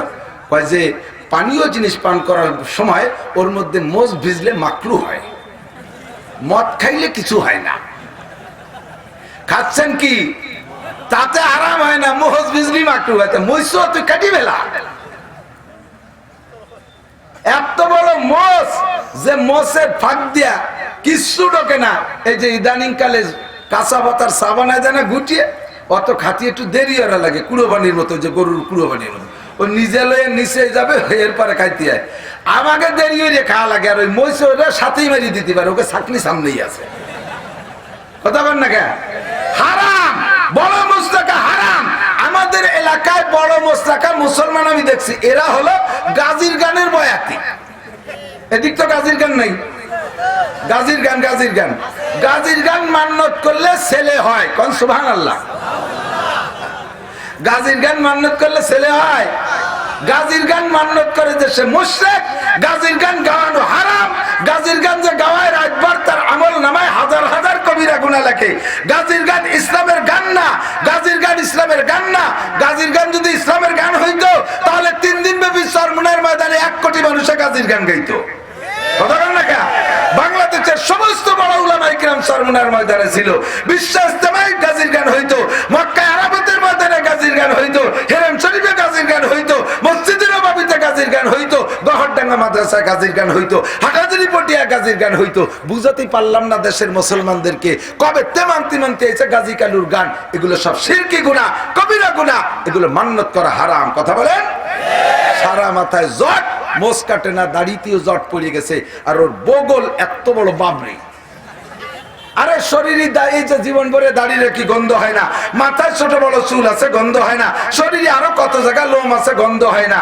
কিন্তু নির্দিষ্ট কয়েক জায়গার লোম সময় মতো না কাটলে ময়লাও হয়, গন্ধ হয়। কথা বলেন? ময়লাও হয়, গন্ধ হয়। তার ভিতরে বগল এক জায়গা, আর এক জায়গা তালাশ করে নেন। কিন্তু এই মাজার আর বাবার দরবারে যে সমস্ত মহিষরা, ওদের বগল সাফ করে না, 2 বগল সাফ করে নিলে 1 কান রান্না করে 1 সালে ছাউ নিয়ে যাবে। এত বড় পাঠা, একে মধ্যে বলে আবার মারে ভাত হাসিল হয়, একে মধ্যে আবার মারে ভাত হাসিল হয়। জোরে কার নাউজুবিল্লাহ।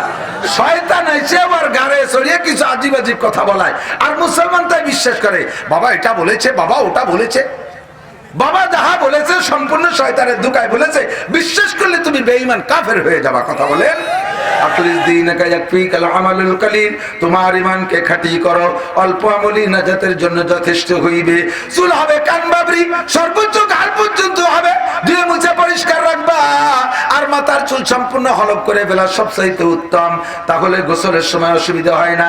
কাটলে খুব ছোট ছোট করে কাটবা। সম্পূর্ণ জায়গার চুল একই সাইজ হবে, সাইডে খাটো, উপরে বড়।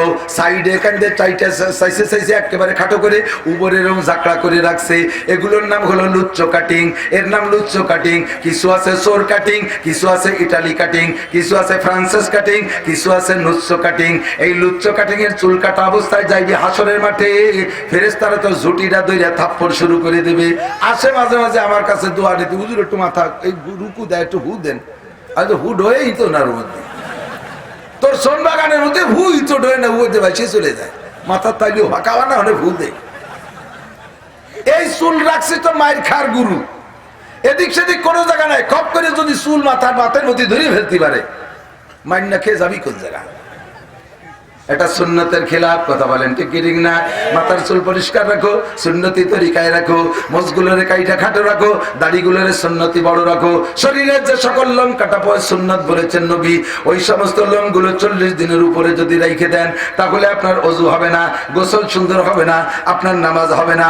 এই জন্য এক কথায় বলা হয় 40 দিনের উপরে গুপ্তাঙ্গের লোম, এরপরে বগলের লোম, এগুলো পরিষ্কার না করলে আপনার নামাজ হবে না। নখ আপনি সপ্তাহে সপ্তাহে কাটবেন। নখের লম্বা, এই মরা নখ যখন লম্বা হয়ে যায় ওর গোড়ার সাথে ভিতরের দিকে চাপা পড়ে যায়, স্বাভাবিকভাবে ওযু এবং গোসলের পানি ভিতরের দিকে যায় না, খিলাল করে পৌঁছাইতে হয়, এমন করে খিলাল করে পৌঁছাইতে হয়। জীবনেও কোনোদিন ওযুর সময় খিলাল করেন না, আবার নখ রাখছেন বড়, অলসতা করে আজ কাটি কাল কাটি করে 1 মাস পর্যন্ত লম্বা হয়ে যায়। এত বড় বড় হাতের নখ, পায়ের নখ লম্বা হয়ে গেছে, আপনার ওযু হয় না, গোসলও হয় না, আযানও হবে না, নামাজও হবে না, আপনার নামাজ ইবাদত বন্দেগী শেষ। আপনার মতো মানুষ সিজদা দেওয়া হারাম, মহিলারা হাতে পায়ে নখ পালিশ ব্যবহার করা হারাম হারাম হারাম। নখ পালিশের নিচে ওযু গোসলের পানি যায় না। নখ পালিশের একটা কণা কতটুক, একটা চুলকে খাড়াভাবে নখের উপরে রাখলে চুলের মুখে যতটুক জায়গা দখল করে, হাতে পায়ে নখ পালিশে যদি অতটুক পরিমাণ নখ পালিশ থাকে তাহলে ওই মহিলার ওযু গোসল হবে না। 7 সমুদ্র 13 নদীর ভিতর দিয়ে তার সুবলীয় তার শরীর পাক হবে না। সিজদা দেওয়া হারাম, নামাজ পড়া জায়েজ নাই। যেই মহিলা হাতে পায়ে নখ পালিশ ব্যবহার করে আর 1-2 মাস সেই নখ পালিশের উপর দিয়ে চলে যায়, তাহলে ওই মহিলা যে বাসে ওঠে সে বাসের উপরে খোদার গজব আসে। তার কারণ হলো মহিলা যদি সুস্থ শরীরী হয় আর 55 বছরের বয়স কম হয়, তাহলে তার নিয়মতান্ত্রিক শরীর সুস্থ থাকলে মাসিক হয়, এমন ফ্যান দেবে না, মাসিক হয়, আর মাসিকের পরে গোসল ফরজ হয়। ওই মহিলার হাতে পায়ে নখ পালিশ থাকার কারণে মাসিকের ফরজ গোসল তার সঠিক হয় নাই, ওই মহিলার উপর অবিরাম খোদার গজব পড়ে। টাইম মতো যখন গোসল ফরজ হয়েছে, রাতের বেলা যে কোনো কায়দায় গোসল ফরজ হয়েছে, আপনি সময় মতো গোসল করবেন, নইলে আপনি দিনের বেলা যে কোনো কাজে হাত দেবেন, ওইটার মধ্যে বেবরকত আসবে, ওইটার মধ্যে বেবরকত আসবে। মাসায় উঠবেন, মাসার ভিতরে বেবরকত, চাউলের হাঁড়িতে হাত দেবেন, চাউলের বেবরকত, চাউলের বস্তায় হাত দেবেন, চাউলে বেবরকত। আপনি রান্না বান্না করবেন, তার মধ্যে বেবরকত। উঠোন দিয়ে হাইটে বেড়াবেন, ঘরের মধ্যে দিয়ে হাঁটবেন, অবিরাম আল্লাহর পক্ষ থেকে অভিশাপ আসতে থাকবে। সময় মতো গোসল করবেন, হাত পা নখ পালিশ পরিষ্কার কইরা। পুরুষরা কখনো নখ পালিশ ব্যবহার করবে না, সোনা লক্ষ্মী। অনেকে আছে যুবকরা যে এত বড় একটা নখ রাখছে বাম হাতের কেনিয়ান গুড়ি, ওই যে কি এর কয় যে নিট বানা বলে হাসছেন। তুই কোন ক্লাসে পড়ি? পড়ালেখা সালাম দিছি, পড়ালেখা সালাম দিয়ে উনি নখ দিয়ে নিট বাড়াবে, এক খবিস কোথাকার। তুই পড়িস নি, তোর নখ দিয়ে কারে নিব বানাই দিবি? আর সেই নখের নিবির দিন আছে নাকি? নখের নিবির দিন আমরা পড়ছি সেই নিবলা কলম দিয়ে লিখছি, পেট বইরে কালি ডালতাম মুটকি আটকাইয়া, আর কালা কালা হয়ে যেত, জামা কালা হয়ে যেত, ঠোঁট মুখ মাহা যেত লিখে টিকে আসতে আসতে। এখন বল পেন, দিন দিন আপডেট হইতে তালে আছে, নতুন নতুন সপ্তাহ আসতেছে। তুই নখ দিয়ে কি করবি? তোর নখ যতদিন না কাটবি অতদিন পর্যন্ত তোর শরীর না পাক, তোর মসজিদে ঢুকা না পাক, তোর সিজদা দেওয়া জায়েজ নাই, মসজিদে ঢুকা জায়েজ নাই। নখ কাটো, পরিষ্কার করো, হাতে পায়ের নখ সময় মতো কাটো, সবকিছু পরিষ্কার করো। এক একটা সুন্নতের বিনিময়ে 100 করে শহীদের সওয়াব পাইবা। ওই সমস্ত দেখে আপনারা আমরা কায়েত হয়ে যাই। সাধারণ পাবলিক তো দূরের কথা, মাদ্রাসার ছাত্ররা পর্যন্ত মেশক ব্যবহার করা বন্ধ করে দিয়েছে। আপনার পকেটে মেশক থাকতেই হবে, আবার কোটের পকেটে মেশক আছে। একজন মুসলমান, তোমার পকেটে একটু টিস্যু পেপার থাকতে হবে।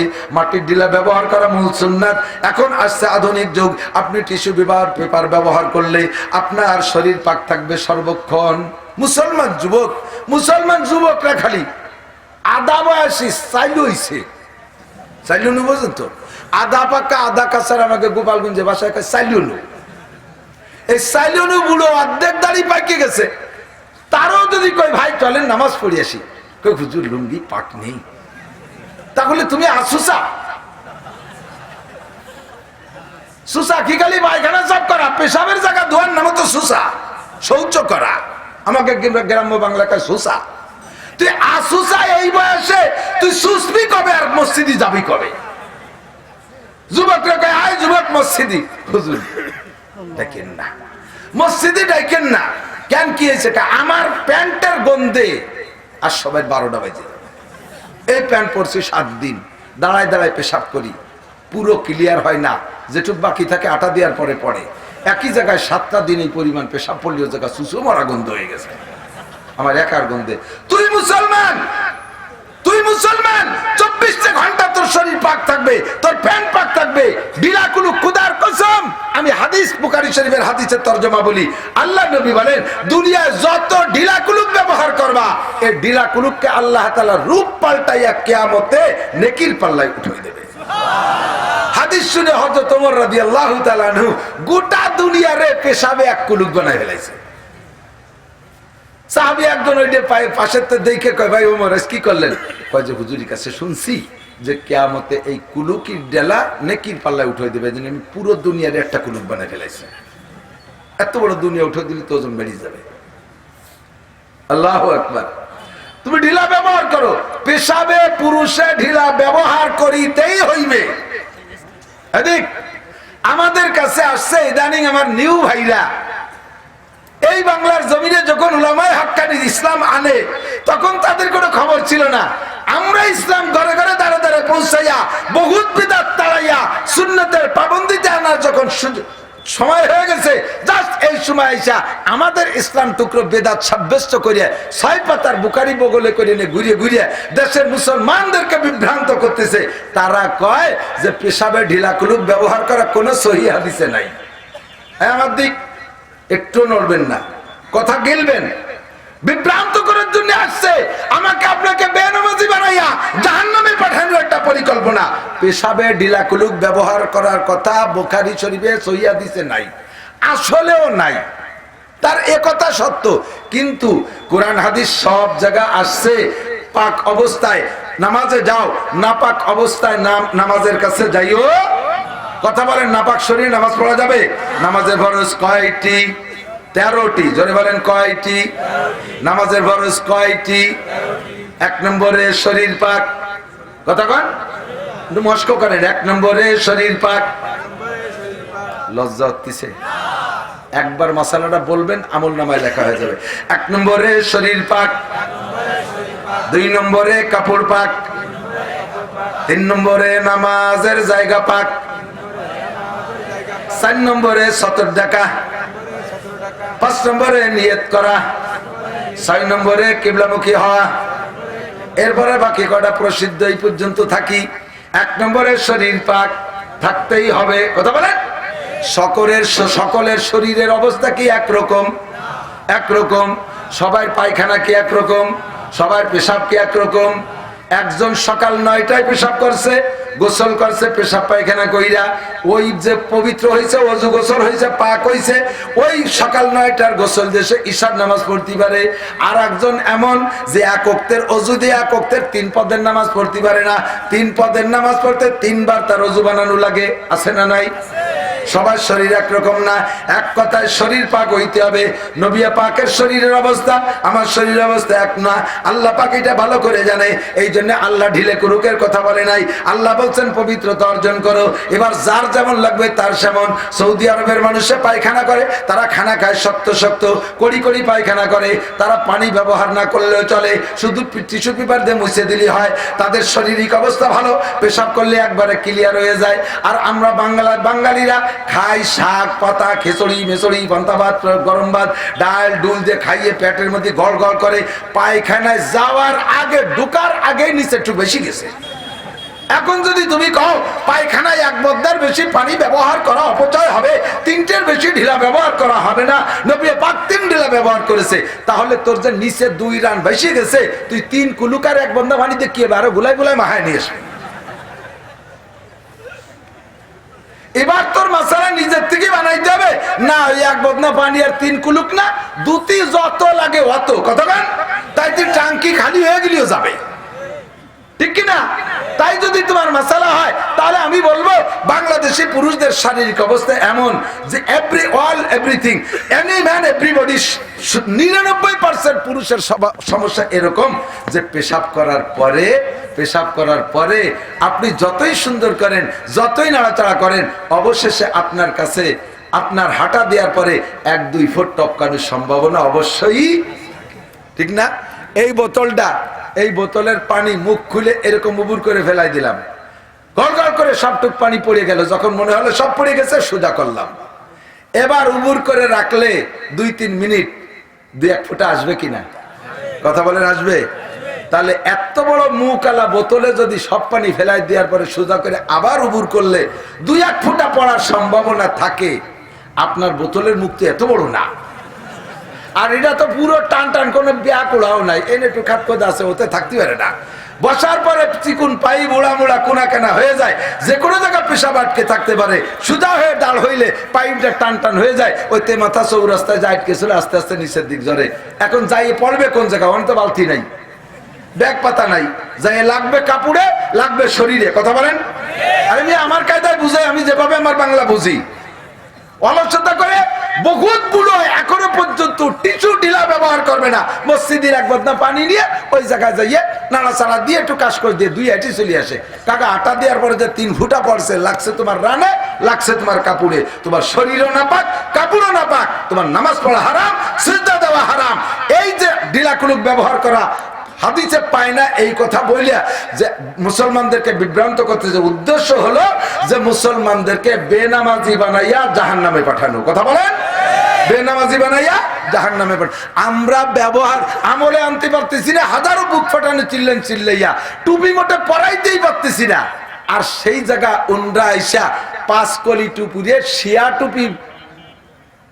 শিয়া টুপির নামে অপবাদ দিয়া মজলিসের মধ্যে থেকে টুপি আইনে খুলে সেই লোককে 100 টাকা টুপির দাম দিয়ে সেই টুপি ডাইরেক্ট টাইনি টেনে ছেড়ে। এ কত বড় দায়ীর আল্লাহ, কত বড় ফাজলামি যে মুসলমানদের টুপি পরাইতে পারতে। আরে বেটা, বাটি পড়ুক, গোল পড়ুক, করুণা টুপি পড়ুক, একটা পড়ুক দেই আগে। টুপি মোটে পরাইতেই পারতেছি না, আর সে জায়গা পরা টুপি উনি 100 টাকা দিয়ে কিনে ছেড়ে। উনি আবার দায়ীর আল্লাহ। দাওয়া সেন্টার করছে। দাওয়া সেন্টার মানে ওষুধ সেন্টার, ওষুধ বেচা। দেখলাম যে ইদানিং সে দাওয়া সেন্টারের থেকে মধু, কালিজির তেল এইগুলো বেচার একটা আড্ডা খুঁজছে।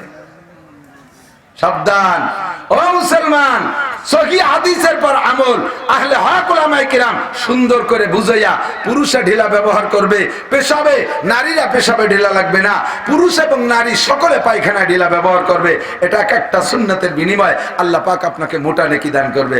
আল্লাহ পাক বলেন, মান কানা ইউরিদু হারসাল আখিরা নাজিদ লাহু ফি আরসিহি। যে ব্যক্তি আখিরাত চায় আল্লাহ তাআলা তাকে অল্প আমলি বেশি দিয়ে দেয়। ওয়া মান কানা ইউরিদু হারসাদ দুনিয়া নুতিহি মিনহা। আর যে ব্যক্তি দুনিয়ার ক্ষেত চাষ করে, অর্থাৎ দুনিয়া পাইতে চায়, আখিরাতকে সাইডে দিয়ে শুধু দুনিয়া চায়, আল্লাহ বলেন নুতিহি মিনহা, তারে দেই একটু যারা, পুরো দুনিয়া কেউরে দেই না। যদি কোনো ব্যক্তি আখিরাত বাদ দিয়ে শুধু দুনিয়া চায়, তারে দুনিয়া একটু দেই, তবে ওমা লাহু ফিল আখিরাতি মিন নাসিব। পরকালে শূন্য, পরকালে কিছুই পাবে না। কাজেই দোস্ত আমার সাথ সময় থাকতে সময়টারে কাজে লাগাই। আল্লাহ নবী বলেন, তোমার হাতে 5টা জিনিস আছে, যার হাতে এইটা তোমার পজিটিভ, বাম হাতে আছে 5টা তোমার নেগেটিভ। এই পজিটিভ 5টা তোমার হাতে থাকতে পজিটিভ 5টারে কাজে লাগাও, নেগেটিভ 5টা আসার আগে। এ যুবক আমার দিক তাকাও, তোমার পজিটিভ 5টার 1 নম্বরে শাবাবাকা কাবলা হারামিক। তোমার পজিটিভ হলো যৌবনকাল, যৌবন সবার ভালো লাগে। আর নেগেটিভ হলো তোমার বার্ধক্য, বার্ধক্য কেরই ভালো লাগে না। যৌবনের মজা আলাদা, যৌবনের মাঝে সকলেই বুঝে। বৃদ্ধ হয়ে গেলে যৌবন থাকে না, হাজারো ঔষধ খাওয়ার কৌশল করো।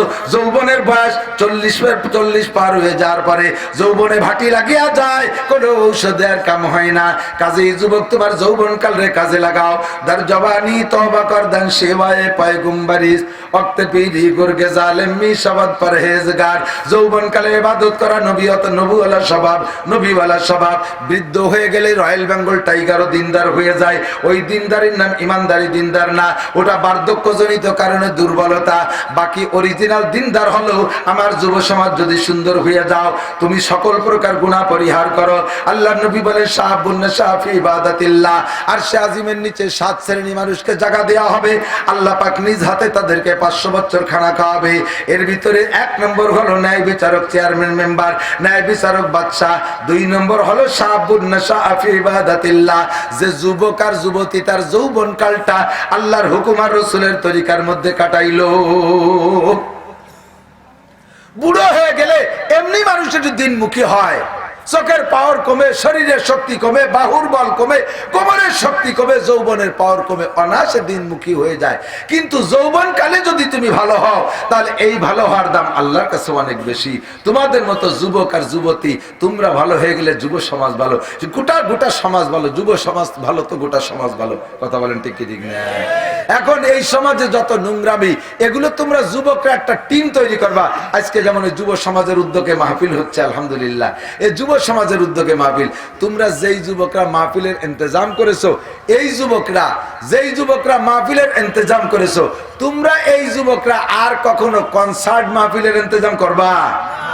আপনারা যারা আছেন মাঠে, আমার একটু হাত জায়গায় দেখাবেন। আমরা আর কোন প্রকার কনসার্ট, গান, জারি, যাত্রা, কলসা, সার্কেসে যাব? জোরে বলেন যাব?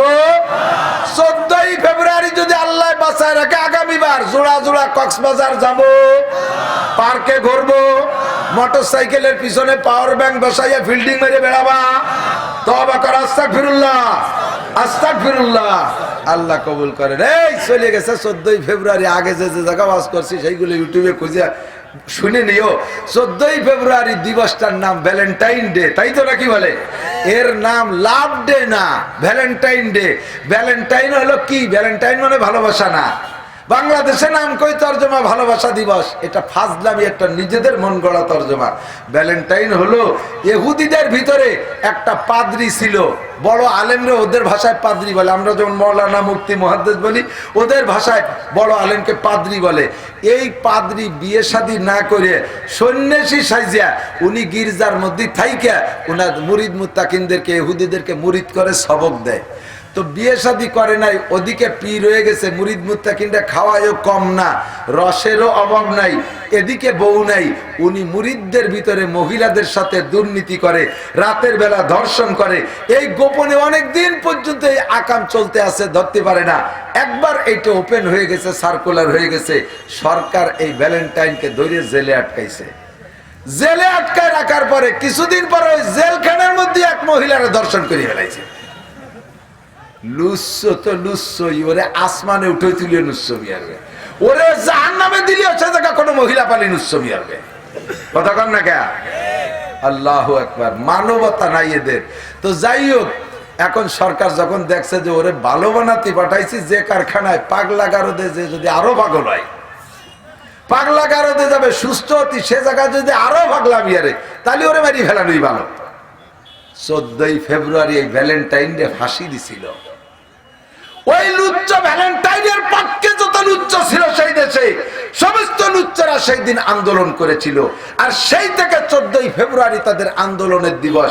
এখন বাংলাদেশের পণ্ডিতরা বাংলাদেশে নিয়েছে সেই ভ্যালেন্টাইনের দেশে আকাম।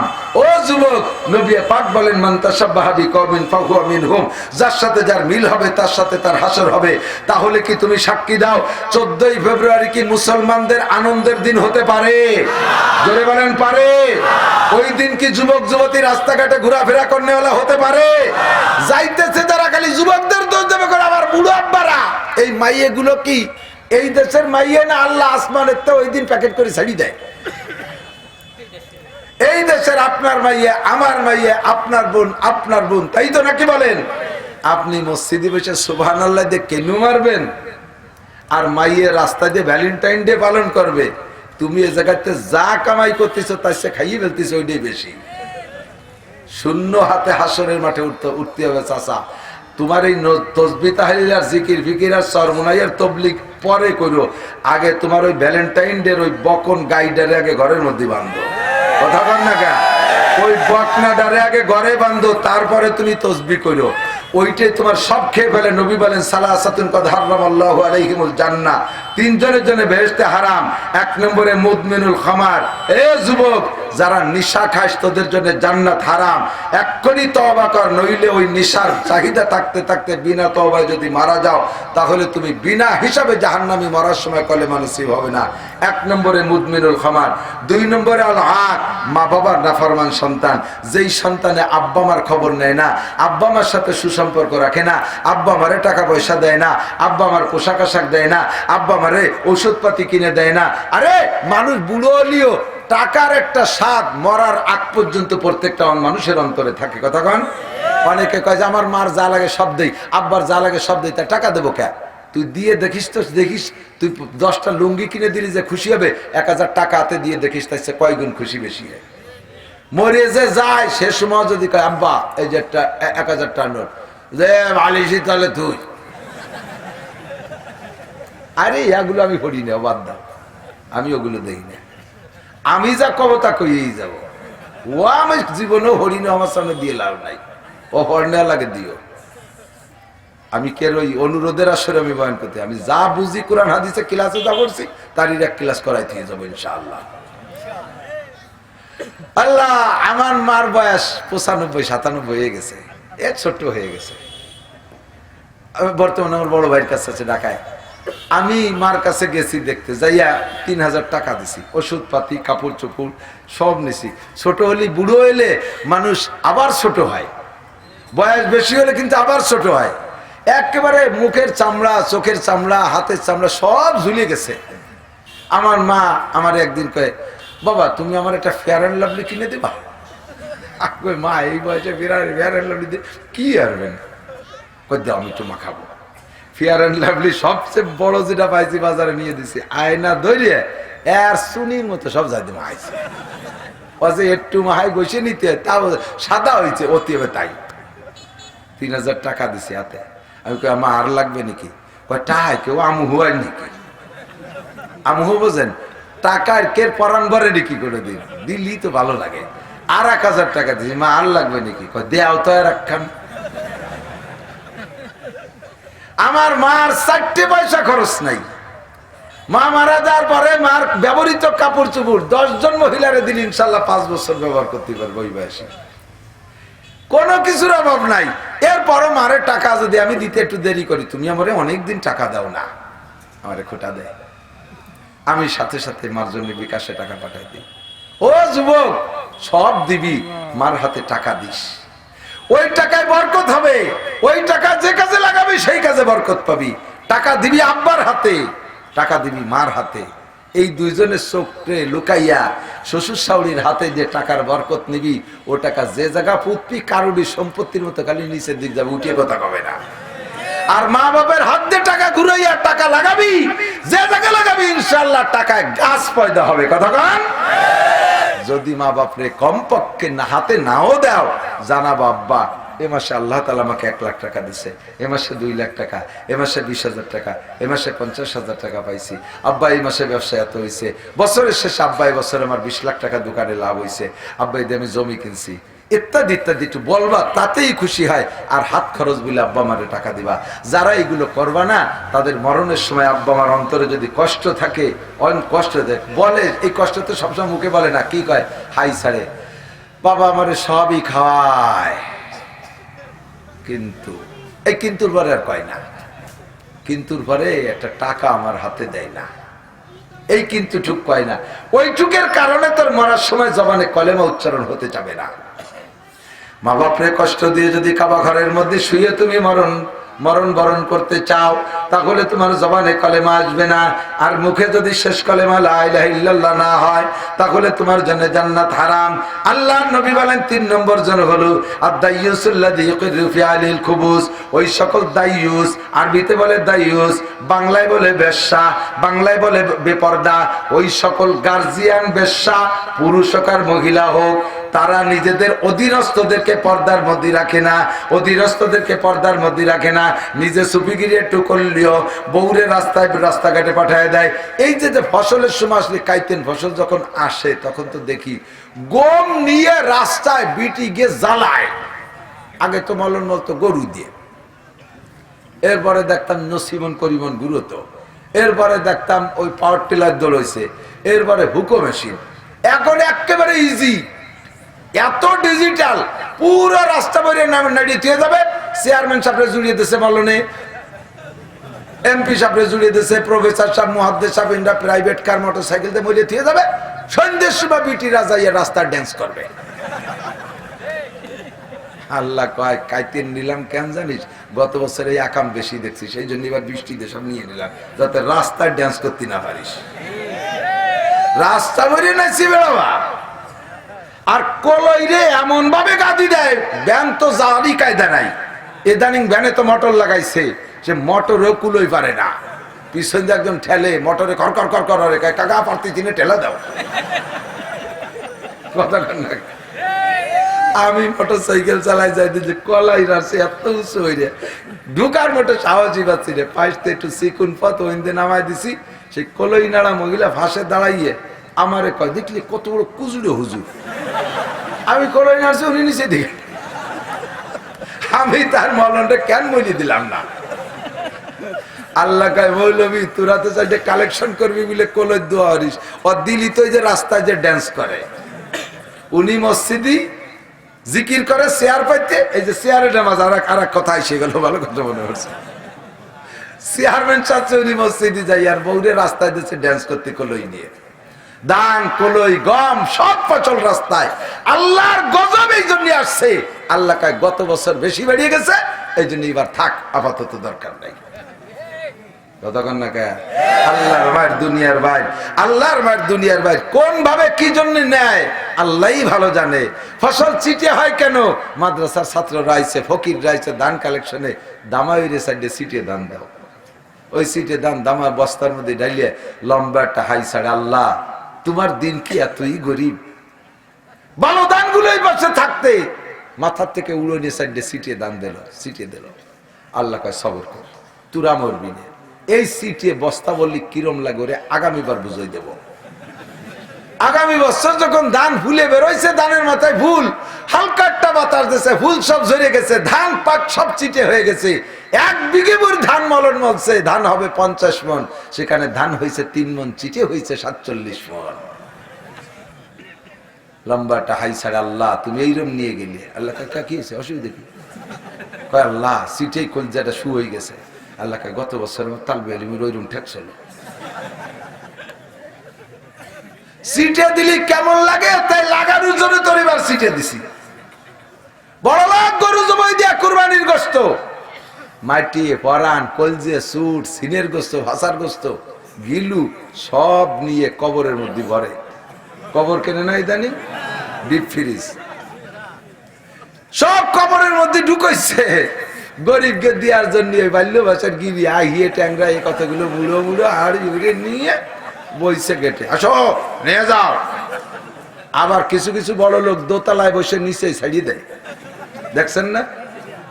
পাতিল পাচ্ছে, এরকম একটা পলিথিন পাচ্ছে, উপরে তো আর একখান ছাড়িয়ে দিচ্ছে, ক্যারকেরাইছে নিচে নিচে কাজাতে কাজাতে। আল্লাহ তুমি সহে দাও না, শয়তান ওখানতে আর ছাড়িয়ে দিয়েছে, আমার ব্যাগ ছিঁড়িয়ে ফেলাইছে, আমার আড়ির তলা হুটো হয়ে গেছে।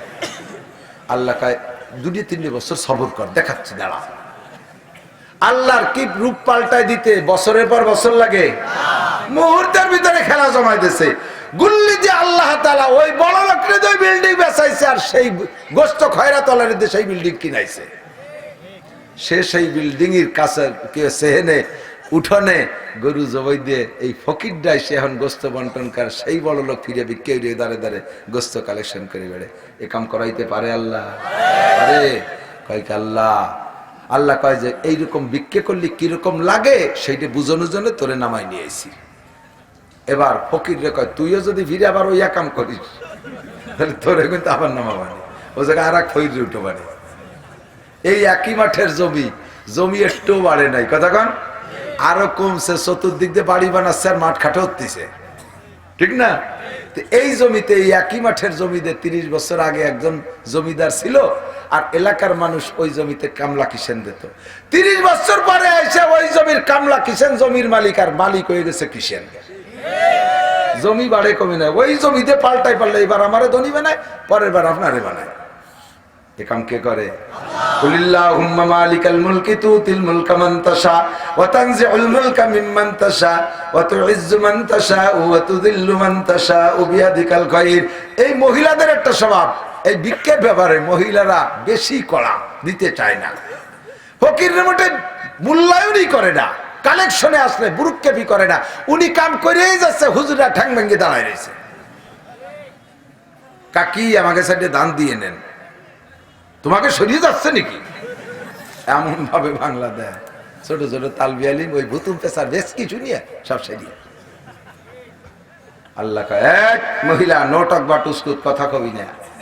এই যে আজকে যে লাস্টে যে দুইজন গেছে চিনিস, একটা জিবরাইল একটা মিকাইল, তাল বেলিন বানায় পাঠাইছি তোরে ট্রাই করার জন্য।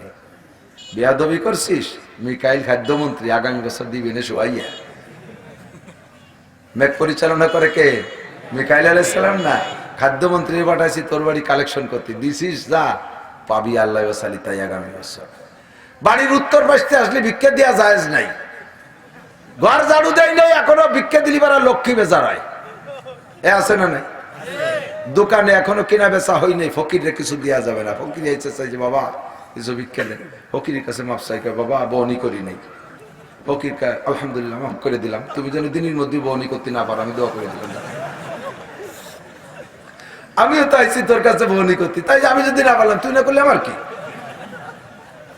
সারা দিন বসে রয়েছে কাস্টমার এই দোকানেতে দাম করে ভাষার দোকানেতে নিয়ে যায়, দিনের মধ্যে বহনি হয় না। এক মাস পর্যন্ত কিনা বেচা নাই। আইসে হুজুরের কাছে, পিসা হুজুর এখন পরোয়ানা লেহে দেন। পিসা হুজুর কয় তোমারে নিয়ে জুলে তুলি হবে না কাম। ও জায়গা বড় বিলির দোয়া কবুল হয়ে গেছে, সকালবেলা ওই বইয়ের দোয়া আসছে, ওর হবেই না, এবার বউ নিয়ে হবে না। দোকান বেচে খাইয়ে তুই ফিরে ফকির হইয়া আসবি, তারপরে তোর যা কিছু করার দরকার করবো। লাইলা ওয়া নাহারা, দিনে দিবি রাত্রে দিবি, আলোতে দিবি আধারে দিবি, দিবি আর দিবি যত দিবি। আল্লাহ কা ইয়া বনি আদম আনফিকালা আয়ালিকা ইনফিকিল্লাহু আলাইকা, হে বনি আদম তুমি তোমার প্রতিবেশীরে দাও, তোমার কাছে যাদের হক আছে তাদের দাও, আমি আল্লাহ তোমার পকেট ভইরা দেব। খেয়াল রাখবেন বাবা, 500 টাকার নোট আস্ত রাখছেন, মোটে ভাঙাবেন না। ওই খেন 500 টাকাই থাকবে, বড় হবে না। খুচরো করে 100 টাকা মাদ্রাসায় দেবেন, আল্লাহর রহমতে 500 টাকার নোট 1000 টাকায় পরিণত হবে, 500 টাকার নোট 1000 টাকার নোটে পরিণত হবে। 1000 টাকার নোট খুচরো করবেন না, মাস ভরে মোটে 1000 থাকবে, 1100 হবে না, ওইখানে ওই জায়গায় থাকবে। ওর থেকে ভাঙ্গাইয়া 200 টাকা ফকিরে দেবেন, আল্লাহর রহমতে 1000 টাকার নোট 2খান পকেটে ঢুকবে। হাজার হাজার ট্রাই করছি আমি, নাসির হাজার হাজার ট্রাই করছি। একটু মনটা বুঝাইয়া এদিক নেন। মান কানা ইউরিদু হারসাল আখিরা নাজিদ লাহু ফি হারসিহি, আখিরাতের ক্ষেত চাষ করবেন, অল্প পরিশ্রমে পারিশ্রমিক পাবেন বেশি। ওমান কানা ইউরিদু হারসাদ দুনিয়া নুতিহি মিনহা ওয়া মা লাহু ফিল আখিরাতি মিন নাসিব। আরেকটা গুনার কথা বলবো, এদিক তাকান, একটা গুনার কথা বলবো। একটা গুনাহ খুব অ্যাভেলেবল চলে, এর গুনাহই মনে করা হয় না। গুনাহটার নাম গীবত। জোরে বলেন কি? একটু মস্ক করেন কি? গীবত। বড় জনে ঘি ভাত, আলু ভর্তার সাথে ঘি নিলি, গরম গরম ভাত, এর নাম হলো ঘি ভাত, খাইতে বেশ মজা। ঘি ভাত যেমন মজা লাগে, গীবত ওইরকম মজা লাগে। গীবত কি? আমি নাসির, মাওলানা নাসিরের একটা দোষ আপনারা কেউ জানেন, আর কেউ জানে না। যে জানেন সেই জানেন। এবার চার দোকানে যে দেখেন যে আমার ভূয়সী প্রশংসা হচ্ছে, চমৎকার, এত রাত পর্যন্ত বসায় রাখছে, হুজুরির জন্য কত মানুষ বসেছে। আমরা রেগুলার শুনি, দেশি বাংলা গ্রাম্য বাংলায় কথা বলে, শুনতে বড় মজা লাগে। হুজুর বড় মুখলেস মানুষ, এর মধ্যে সেনো হুজুরে সেনো।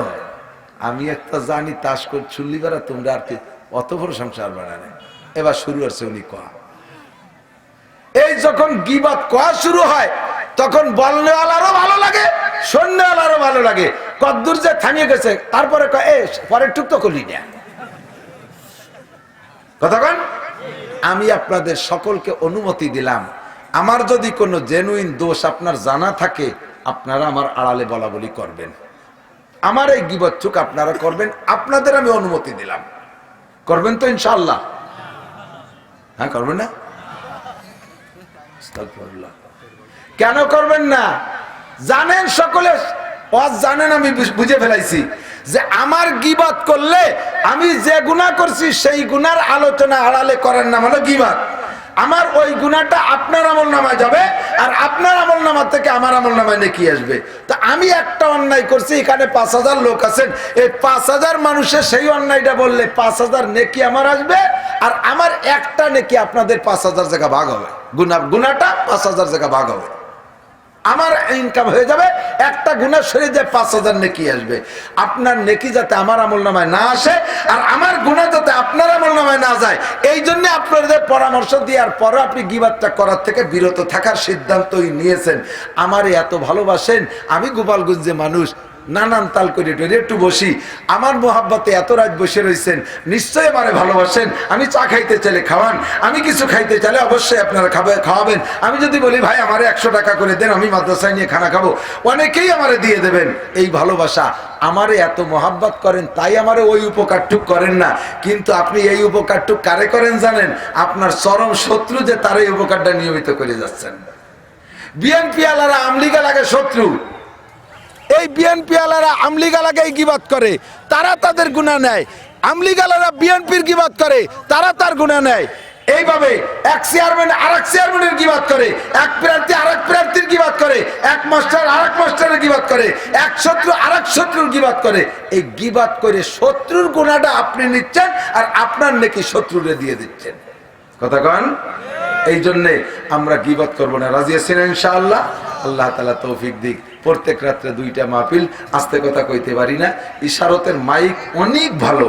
আমরা ছোটবেলা থেকে, আমরাও ছোট, ও ছোট, ও আমাদের চেয়েও ছোট, সেই সময় থেকে ওরে ফুকরো মাদ্রাসা থেকে শুরু করছি। ইশারত চশমা, প্যান্ট পরে, হাফ প্যান্ট পরে এই মাইক অপারেটরই করতো।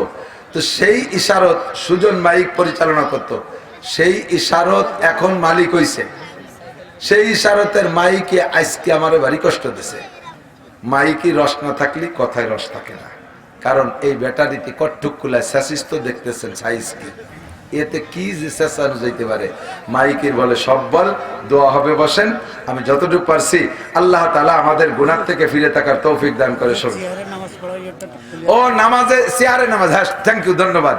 সিয়ারে নামাজের মাসালা, অবশ্যই সিয়ারে নামাজ পড়া জায়েজ।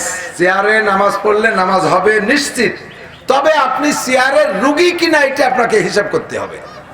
আপনি সিয়ারের রুগী কিনা এই কথা মাসালা বুঝতে হবে। আপনি হাঁটতে পারেন, দাঁড়াই থাকতে পারেন, রুকুও দিতে পারেন, রুকুর নিচে যাইতে পারেন না।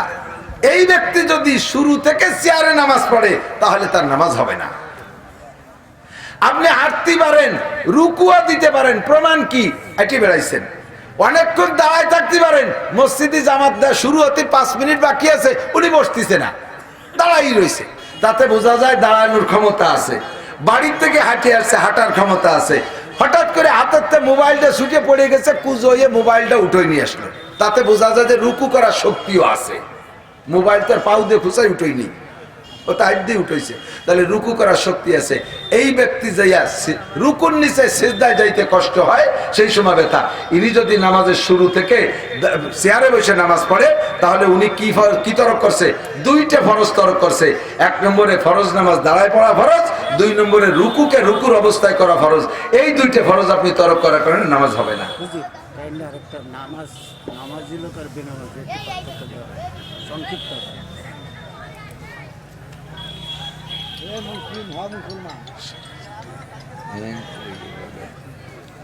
একটা প্রশ্ন, আমি তো আসলে দেখি না, মানে আলোচনার গতি নষ্ট হয়ে যায়।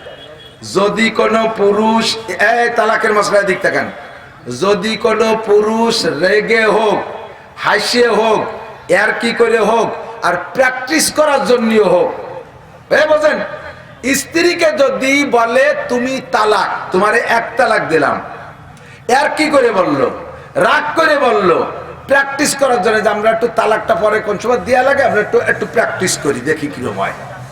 এই প্র্যাকটিস করতে যাইও যদি মস্ক করতে যাই, স্ত্রীকে বলো যে তুমি 1 তালাক, তাহলে 1 তালাক। এই 1 তালাক দেওয়ার পরে আপনি সামনে মাসিক আসার আগে স্ত্রী ব্যবহার করলে স্ত্রী হালাল, তবে 1 তালাক হয়ে গেছে। দ্বিতীয় মাসে যাই আবার আপনি আরেকটা তালাক দিচ্ছেন, এ তালাকের পর আপনি স্ত্রী ব্যবহার করতে পারবেন, এরা কয় তালাকের রজি। 3 নম্বর মাসে যাইয়া আরেকটা তালাক দিয়ে ফেলাইছেন, এরপর আর স্ত্রীর কাছে যাইতে পারবেন না। এই হলো সুন্নতি তালাক। আরেকটা হলো তালাকে বিধি, অর্থাৎ তালাক হয়ে যাবে কিন্তু অনিয়ম ভাবে হবে, অনিয়ম ভাবে হবে। বুঝতে হবে, একসাথে 3 তালাক দিয়েছেন, তোমারে 3 তালাক দিলাম, তোমাকে 3 তালাক দিলাম, বাস 3 তালাকই হয়ে যাবে। রাগে বলুক, হাসিয়ে বলুক, খুশিতে বলুক, আর কি করে বলুক, মস্ক করার জন্য বলুক, স্ত্রীকে যদি বলে তোমারে তালাক দিলাম, এখন কয় রাগের মধ্যে বলছে। আরে স্ত্রীরে কেউ খুশিতে তালাক দেয় এরকম কোনো প্রমাণ আছে? তালাক রাগের সময় দেয়। রাগ ছাড়া বোর সাথে যান পিরিত আছে, কি জন্য তালাক দেবে? তালাক তো দেয় রাগের সময়। কাজেই তালাক রাগের অবস্থায় দিলেও তালাক হবে।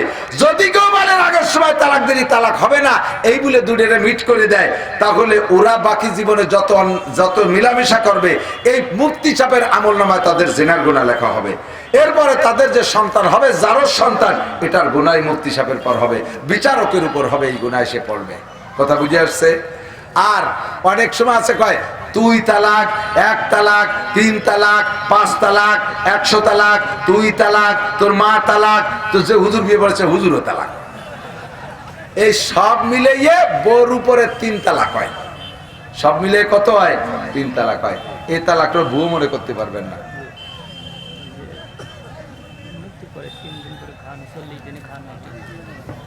সব একদিনই পাওয়া যায়।